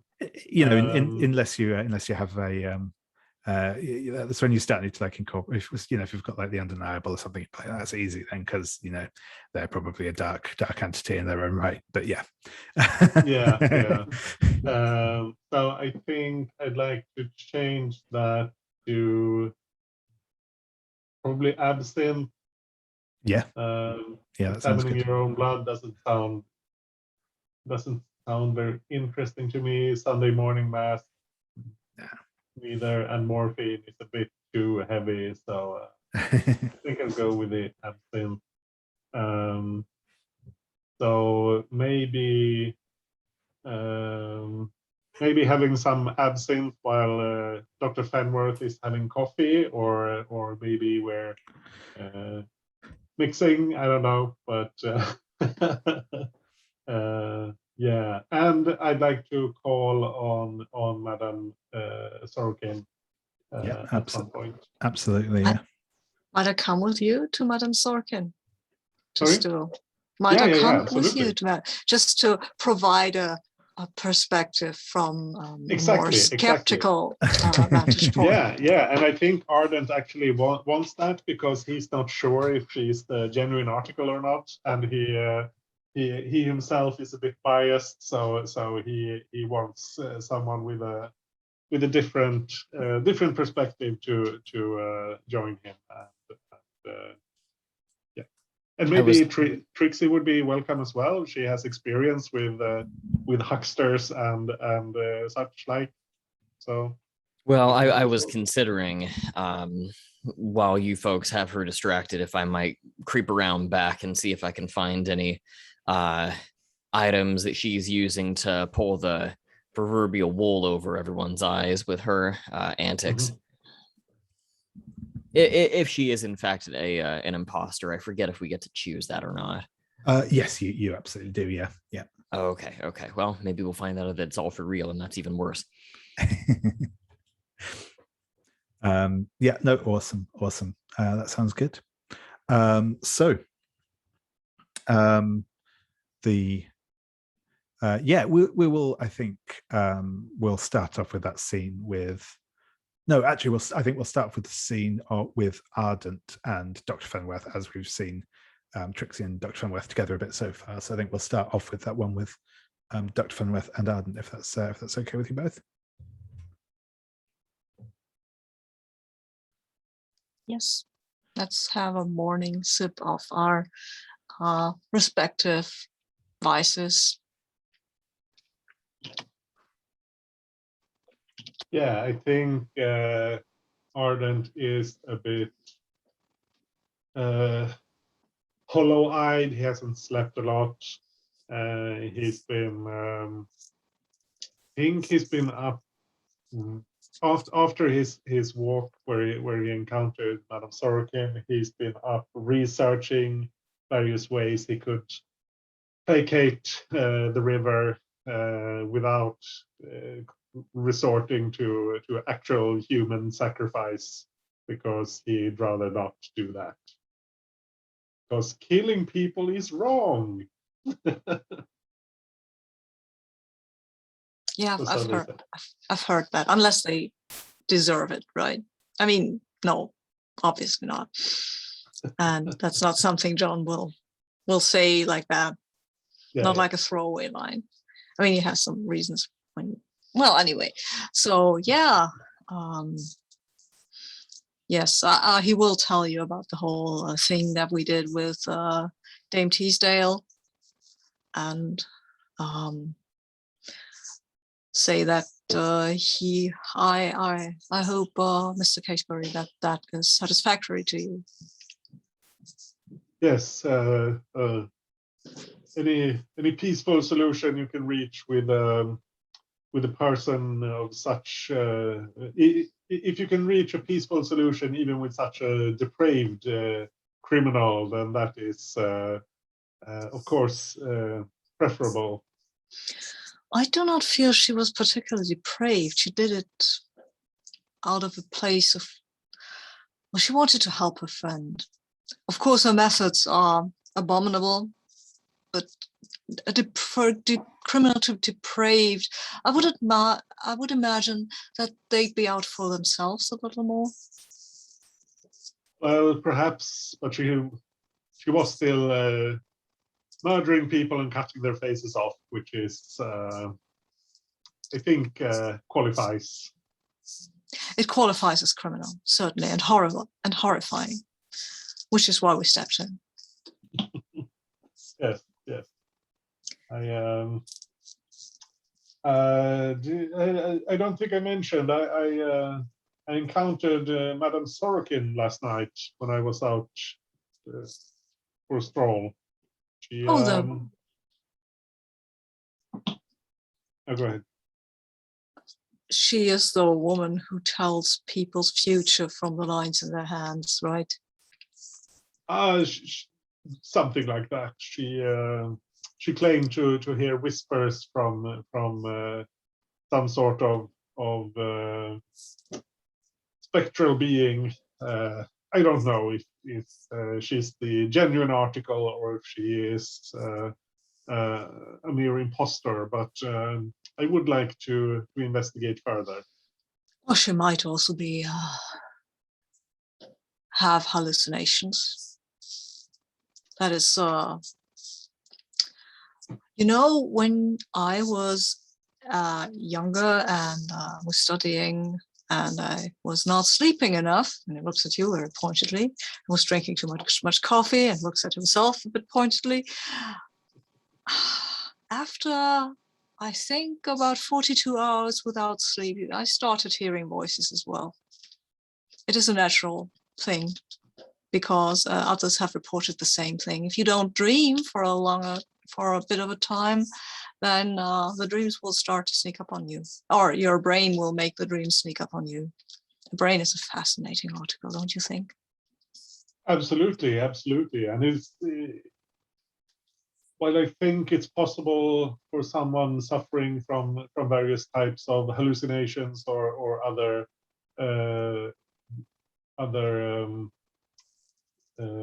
illnesses of the mind, I believe it is fairly uncommon for such people to be able to convince others that what they are seeing or hearing is true.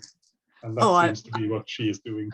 I think it is very common for people who hear and see things to convince firstly themselves that this has a deeper meaning and then convince others if they are charismatic enough. Oh, perhaps. I think many cults are founded on such illusions. Yes, that may be possible. I still think that it's more common for them to wander the streets and forests, shouting at the heavens and calling out for those who are not there. Yes, that is sadly that is true. But as you know, I do not actually believe in supernatural entities that might whisper in someone's ear. I know that there are certain energies that are not measured yet, but well, you know, well, otherworldly beings, I don't believe in those.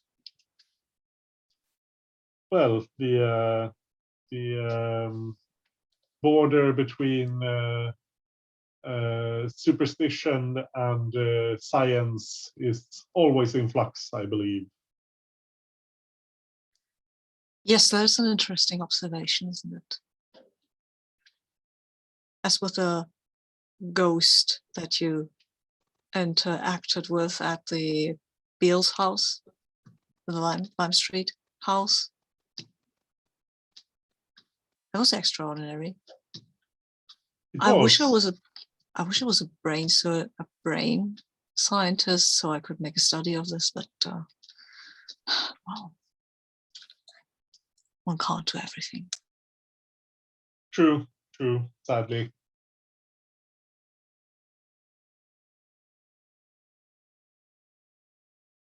Yeah, and I think that's at the point where Ardent realizes that the coffee isn't enough, and he brings out his bottle of absinthe and takes a small drink of that.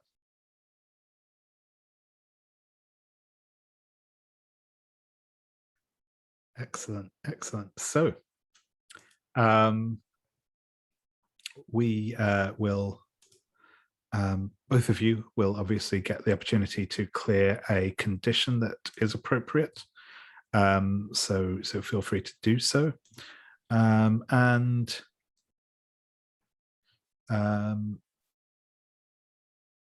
Yeah, so I feel like in this instance we'll go with Ardent for this one, because I feel like the introduction of the absinthe is kind of a new thing. So would you like to either stumble on a clue, in which case you get to determine what it is, or invite Dr. Fenworth to ask you a question?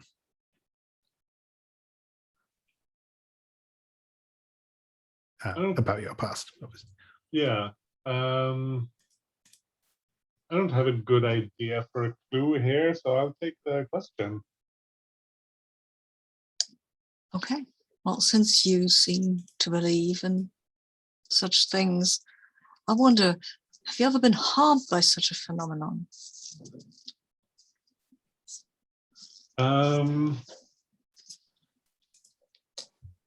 Not. I have not received visible physical injuries, but I have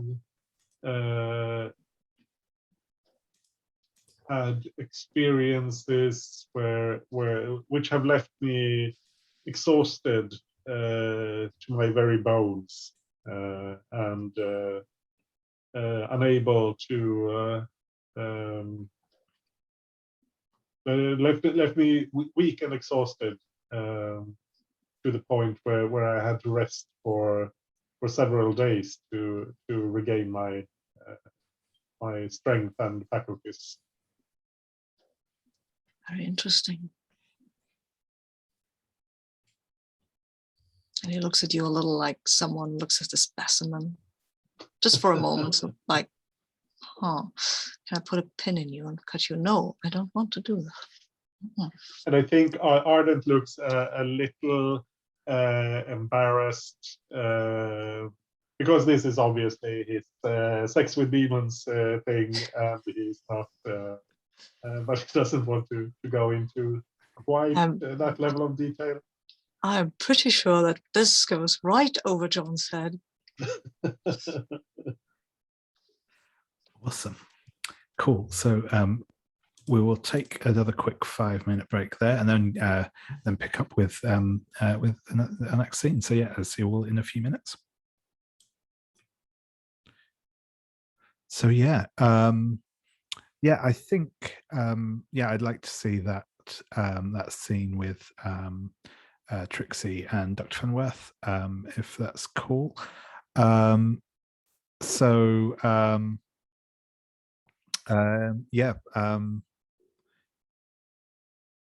I guess we see Trixie coming to the infirmary, but remind me again, is your laboratory like off the infirmary, or like the entrance? I think it's not, I mean, it's not in the infirmary, but it's a separate room from the infirmary. And maybe I've left the door open because, or maybe one of my goons have left the door open because they're not used to that. And I'm pretty much into, into that child thing that I'm doing now when they've left and they're going out. And maybe you see them come out, Trixie, these rough guys who don't seem like the company that Dr. Fenworth usually keeps. Well, Dr. Fenworth, didn't know you kept my kind of people around these days.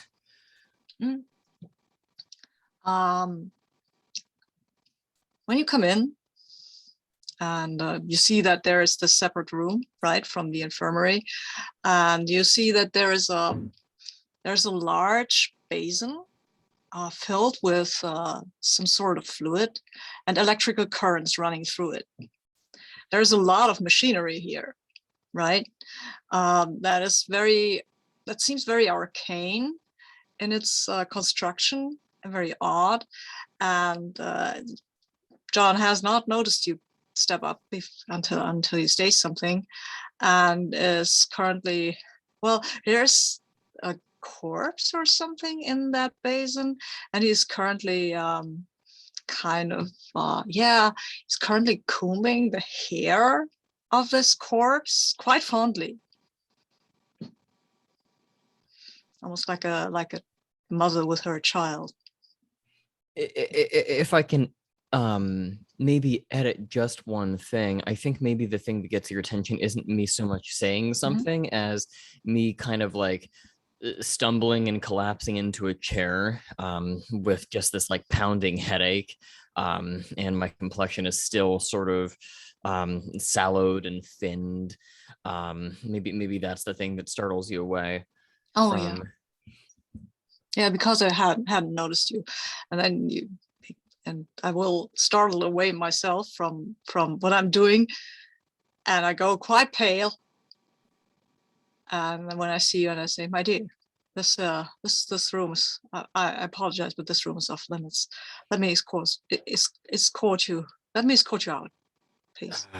Just give me 5 minutes, Fenworth, just 5 minutes. And I'm like rubbing my temples and trying to keep light out of my eyes. And you kind of get the sense that I maybe would be a little bit more bothered by what I'm seeing if I wasn't trying so hard not to just throw up all over the place right now.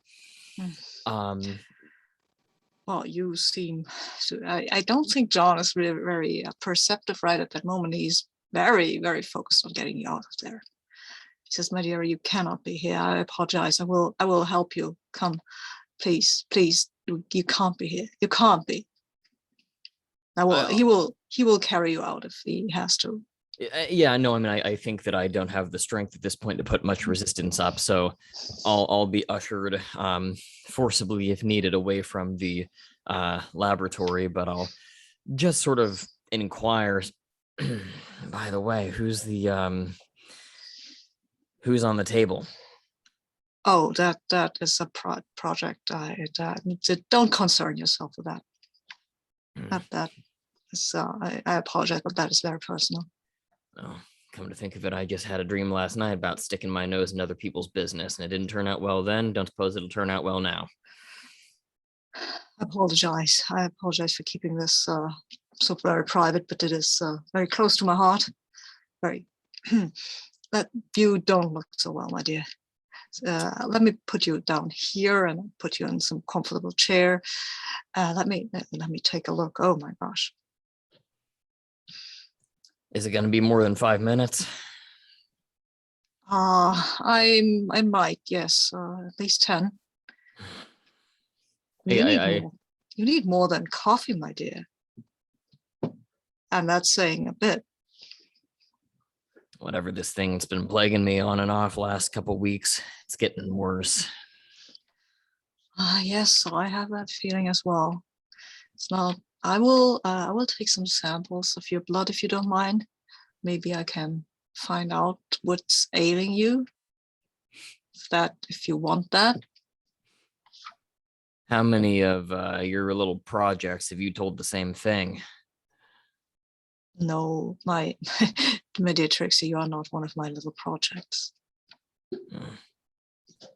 Well, you haven't done me wrong yet, so fine. If you need to get out your lancet or whatever you doctors call it, I suppose I'll tolerate it. Can't be worse than what I've been going through the last couple days. I cannot promise you that I will find a miracle cure, but maybe something that will strengthen you, that will help you with more than you've had so far. I'll be most impressed if you can come up with a, shall we say, medical reason for what's going on with me.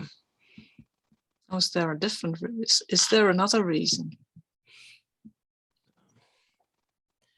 Imagine if you expose yourself to enough of the stuff we expose ourselves to, sooner or later it starts to rub off on you, you know? Yes, that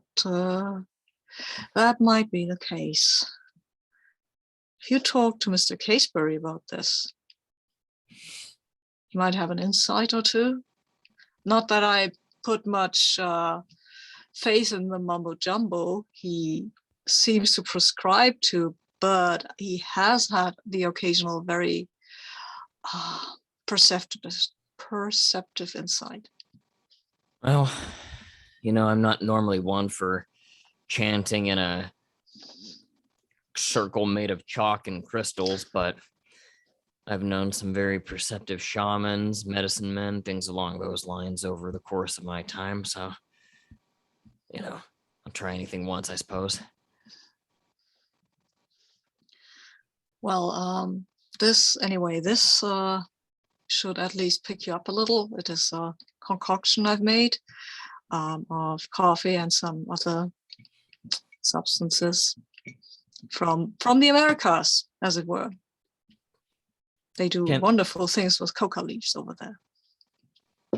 Can I edit in?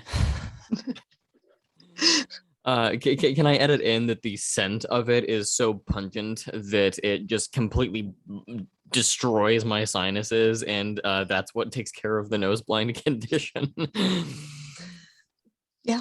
My God, Fenworth, I thought you were supposed to heal people, not kill them. You do not seem dead to me, Miss Farley, so far. You wouldn't complain so much if we were dead. Well, if I remember that Limehouse lurker, I've known a few dead people to complain. And I'll kind of take a few slugs off of this and choke it down, and it is it's invigorating, albeit probably pretty gross for even for Trixie's tastes. Well, I can put a little sugar in it. No need.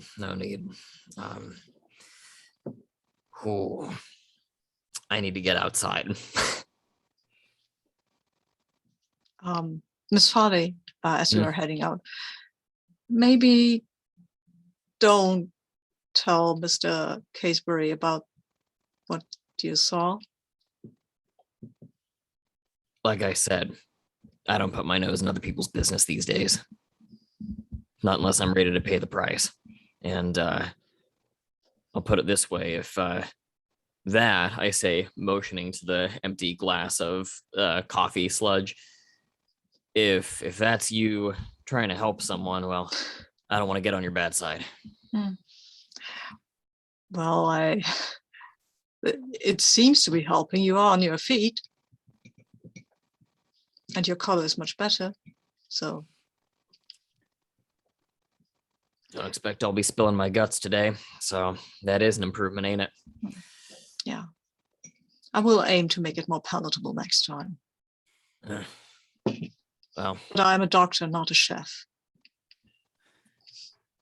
Your consideration's always welcome, Fenworth.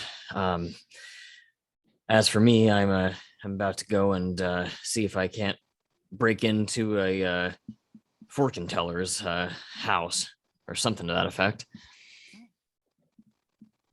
Welcome to come along if you choose. I think I'm going to the fortune teller with Mr. Caseberry, actually, to have a reading and see if she's for real. Well, no reason why we can't kill two birds with one stone then, if you'll grab your things and come along. As long as whatever you got back there won't mind your absence. It won't. As long as I'm not gone too long. Shall we? Awesome. So yeah, we'll just wrap up that. So obviously, Trixie, you get to clear a condition and an additional physical condition for being in the infirmary. So you can go to both of yours basically. And Dr. Fenworth, you can again either discover a clue, or invite Trixie to ask you a question about your past. Ooh, Shmoo, ask me a question about my past, please. I feel this is the right moment, right? Sure. I mean, I guess as we're getting what Trixie would call saddled up, although there's no horse around here, I'll try to think of what I might ask you.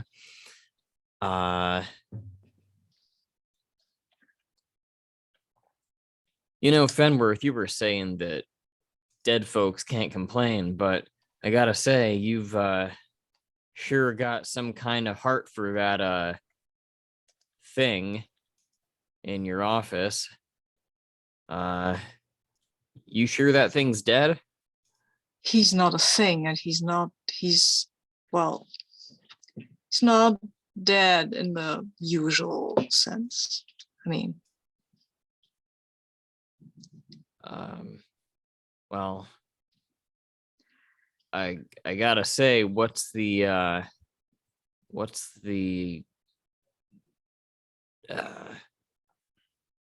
inspiration? You're talking like you're some kind of artist, and I've never known you to be that kind of person. And you've always been the hard-nosed scientific type, talking about this like it's your prized sculpture or something. it is something very close to my heart. As you said, I am a scientist, and sometimes science leads you into wonderful places. Sometimes science leads you to be a creator instead of merely an observer. And this is what that is, a process of creation. Well, never known a scientist to be quite so emotional about their work, but then again, you always have been full of surprises. And you have known so many scientists. Well, you got me there.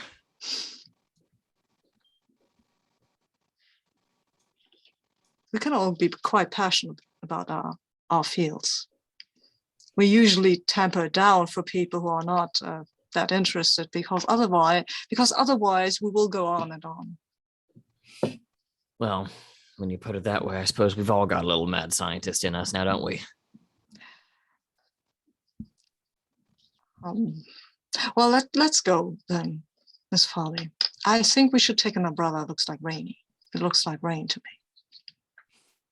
Well, I don't know. I've never minded getting a little bit soggy. Still. I've got my hat. That'll take care of me.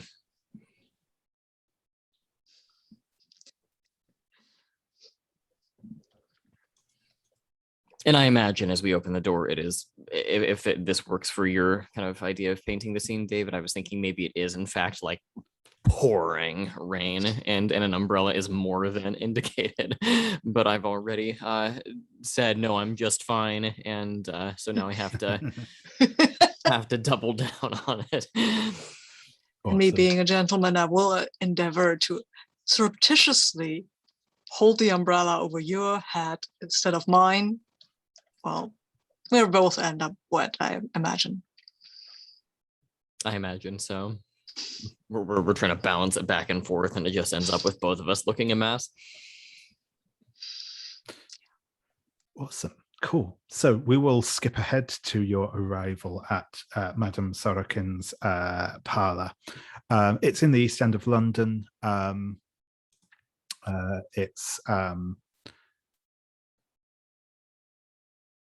It's sort of a very modest little town. Well, not even townhouse, but a little house in Camberwell. It looks like from the outside, it's got that look like it's probably it was probably like a shop front at one point, but the window's not been bricked up, but there's like heavy curtains up over the window at the front, so you can't kind of see in. And a little painted sign by the door. Ardent and Dr. Fenworth, you'll be going in through the front. and I think probably we'll get that moment, yeah, of seeing Trixie lurking in sort of an alleyway around the back in the rain. There's probably, you know, kind of an overhang that like manages to keep the water off of about half of you while you're sort of waiting out back. But yeah.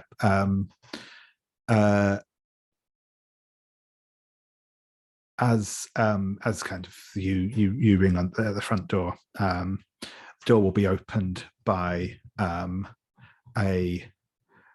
lady of middle years. She has steel grey hair pulled back in a bun. She's wearing a very plain black dress, and she is her eyes, as she kind of sees the two of you on the doorstep, you can kind of see her running her eyes over you in a very calculating fashion. And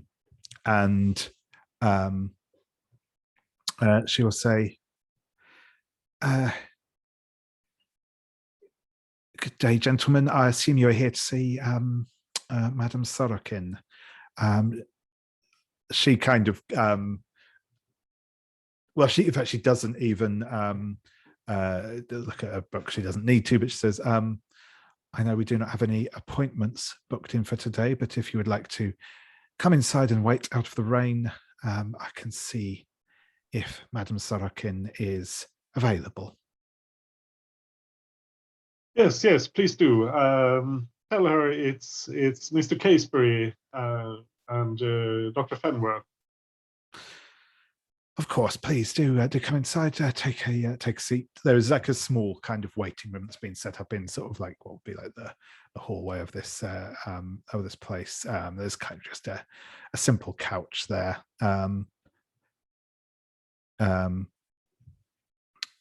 And she will head off into into the other room. A moment or two later, she'll come back and say, "Well, it would appear you are fortunate today, gentlemen. Madam Sorokin is able to see you."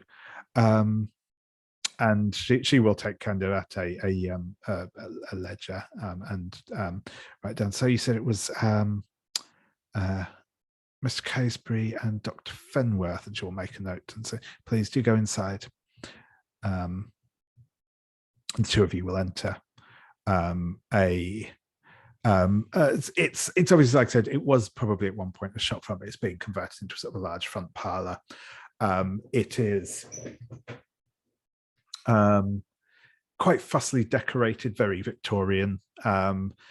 There's a lot of stuff in here that's kind of got that, looks sort of Eastern European.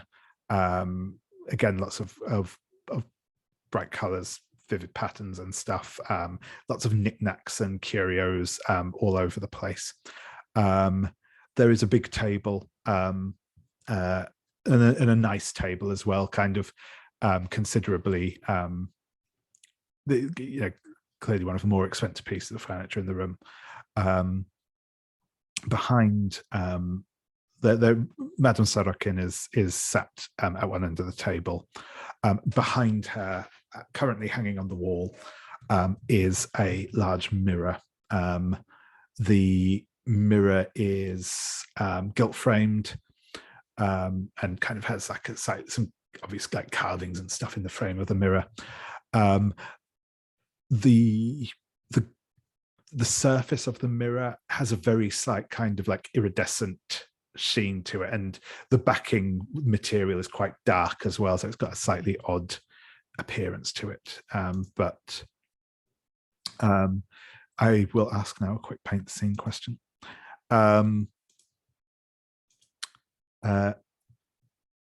So, and again, obviously this will be for everyone, but what here is obviously cheap set dressing, and what hints at a true connection to the occult. So I will start with you, Anders, on this one.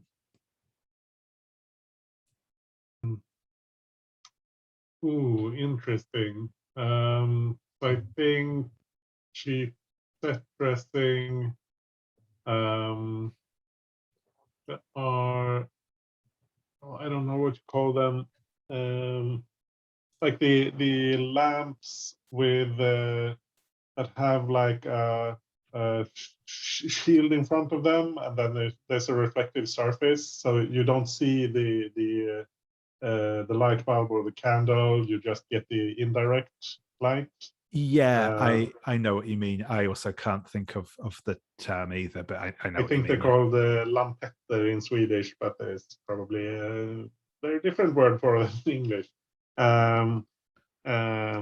But they're very cheaply made. They look nice from a distance, but as soon as you get up close, it's just they're very cheap mass market sort of thing.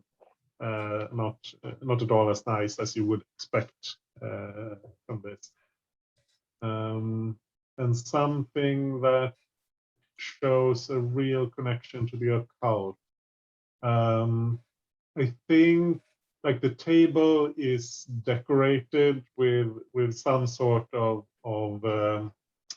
pattern around the edge that has actual genuine occult symbols that don't look like what you'd expect if someone was just trying to make it look occult, if that makes sense. These are real important symbols that don't look the way people would expect them to. Awesome. Thank you very much. And yeah, Sabine, how about you? What here is cheap set dressing, and what hints at a connection to the occult? Well, the cheap set dressing is the incense that wafts around the room. It's meant to convey a mystical atmosphere, but really it's just some not very expensive scents that you use to impress people, make them a bit woozy even, and provide a little of that mystical fog mist in the air, right? And what's real is one of those statues of Eastern European origin. It looks very blunt, like it's a human only in outlines. It's not very detailed, but it looks very present. It looks heavy. It draws. At the same time, it draws and repulses the eye. You could swear that it had a different pose the first time you looked at it. Now it stands differently, but you can't see it move. It doesn't move. How could it? It's just a statue, right? Excellent. Thank you very much. And yeah, David, what's a final piece of cheap set dressing and true link to the occult? I suspect that she's got a crystal ball that is for whatever mechanical reason, it's not an authentic crystal ball. It's not made of the right kind of thing. The crystal doesn't have the proper structure to it. I mean, it's essentially glass. I mean, I think that's probably the better way of putting it. She has a glass ball and it's not authentic crystal, but it sure looks shiny, and no one but maybe Casebury would be able to tell the difference. The actual authentic bit, I think, is hanging above the table where she does the seances, just kind of tucked up in the ceiling rafters, hanging from a string. I imagine a sprig of some kind of herb or some kind of plant that actually does have pretty authentic occult properties, although it wouldn't be something you'd typically see in London. It's an old time kind of druidic thing. It's really more of something you would find in Wales or Scotland, or it's something far from London is maybe where this originates from. Awesome. Thank you very much. Madam Sorokin will, she won't rise, but she will very dramatic gestures will say, Mr. Casebury, it is good to see you again after our chance meeting last night. And Dr. Fenworth, please, both of you, take a seat. Join me around the table. And if you wish, I can perform a reading for the both of you. Thank you. That would be most kind of you.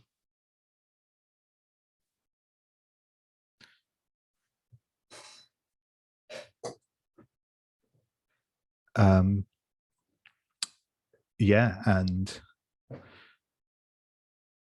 she will say,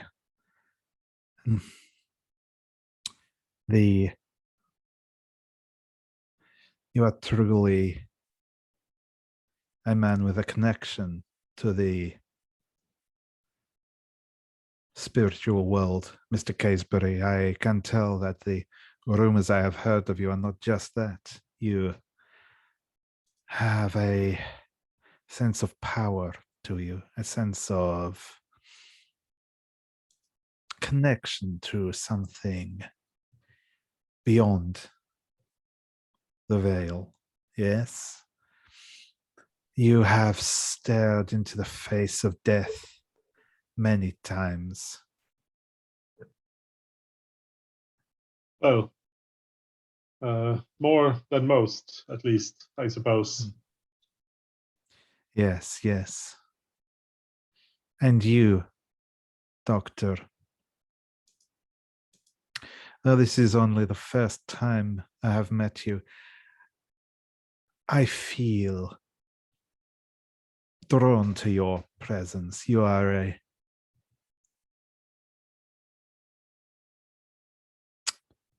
you have an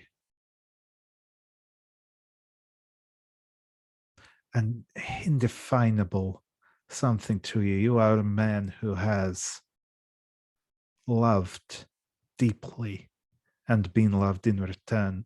Oops, we've lost Sabine.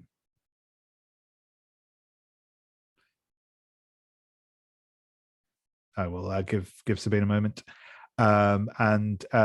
While that's going on, Trixie, we can cut back to you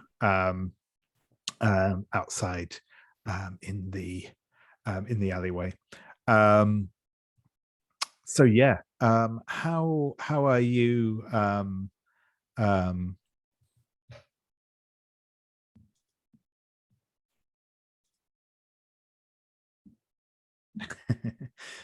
Sorry, just saw Sabine's message. So yeah, I think they're just coming back back in a sec. But yeah, Trixie, as you're out sort of behind this house, there is a back door that looks like it probably opens into the kitchen, and there is obviously like a second story or first story if you want to get up up there. But yeah, how do you think you're going to go about making your entrance into the place? I would like to use a new move that I took, the Awakened Soul. It says, it kind of does a couple of things. One, the basic idea is that you are sensitive to the desires and behaviors of animals. When you encounter an animal, you may ask the keeper, what does this animal want me to do? The keeper will answer truthfully and completely. Now, this is the relevant part, I think. When you act on the answer or pursue a course of action in which an intuitive understanding of an animal's behavior would be helpful, any associated roles are taken with advantage. So I wanted to see if there might be some means by which I could, in a cat-like sort of manner, ascend up a weirdly long distance to an open second-story window, or if there might be some manner by which I could kind of slip down into a cellar, like a mouse or something like that. Does that all sound reasonable? Yeah, that sounds good. Yeah, and I think maybe that's that you can see there are some like there's a fence and there's some like washing lines and and I think you realize that you could kind of scramble up to an upper window if you wish to. Excellent, there's Sabine's back. So yeah, if you would like to, we'll be making the day move. So if you want to tell me what you're afraid of happening here, and that will be with vitality, with advantage from your move. I think I am afraid that basically that I'll get caught and perhaps even embarrass myself in some manner. I'll crash down into the alleyway after I try to jump up into the house or something like that, and that'll be the end of me. Cool. Yeah, that sounds good. It's been, yeah. So just saying, we just we dropped out partly through your or we noticed you dropping out partway through your reading. So we're just doing Trixie's breaking in, and then we'll come back to you before we finish up. It's fine. I'm on a different computer, so maybe if somebody can make me the character keeper, that would be nice. Oh yeah, sure thing.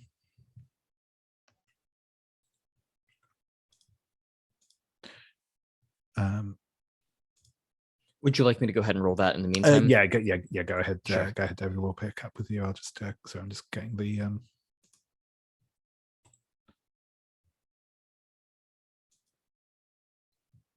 that comes out to an 8 in total. 8. Okay. So I think you will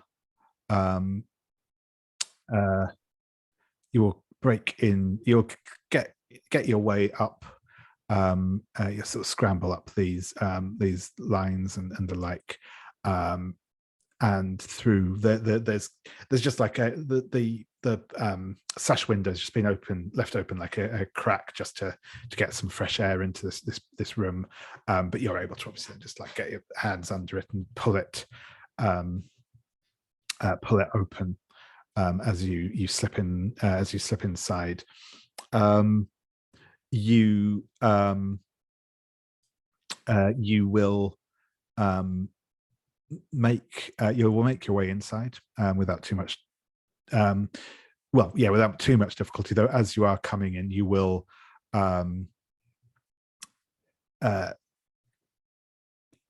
catch something with your foot that will fall over and make a bit of noise.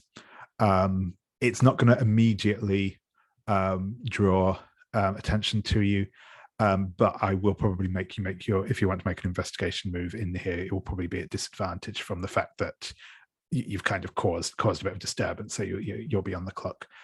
Sure. Because if you want to mark a master upgrade that, you can. That complication will go away, but if you're okay with that, otherwise that's fine.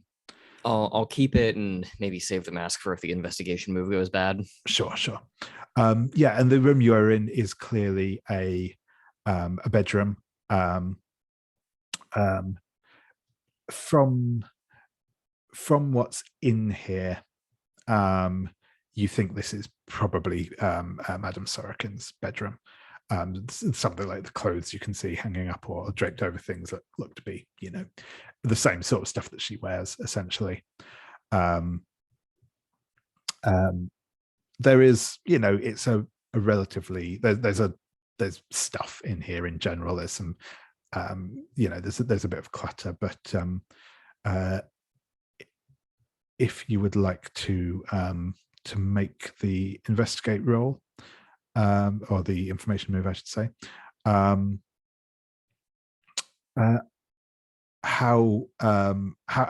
What is your approach to sort of searching the room going to be?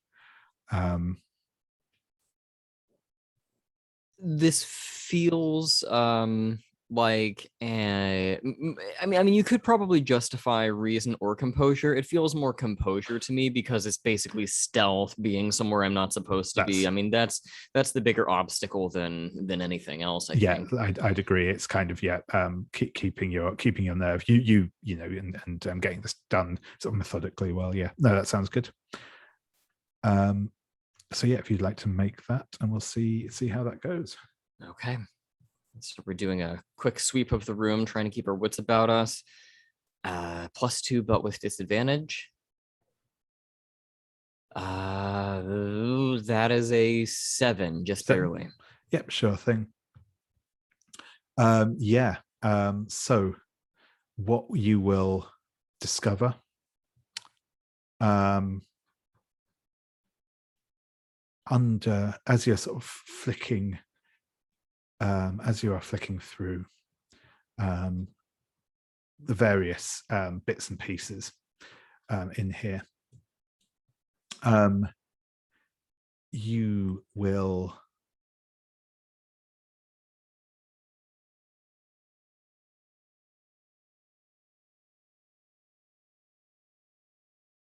I think we're going to go with the obvious one. There's a kind of at least confirming some information that you have. You will find there's a few kind of letters, and most of these sort of seem to be correspondence from admiring fans and the like,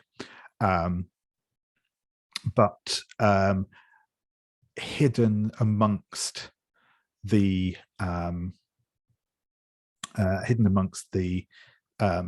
pictures, hidden amongst the letters, you'll find a couple of photographs. These photographs are of Edwin Belmont, who you probably don't recognize, but he certainly matches what you know of Edwin Belmont from, and Ardent will be able to confirm that certainly. In a very compromising yet quite nicely shot pose with a young man. The two of them are both entirely naked. So that is your clue. And you'll be able to pocket those if you so wish. But as actually, no, I think, well, we'll get to that in a second. But I think when as you're doing this, you can definitely hear footsteps coming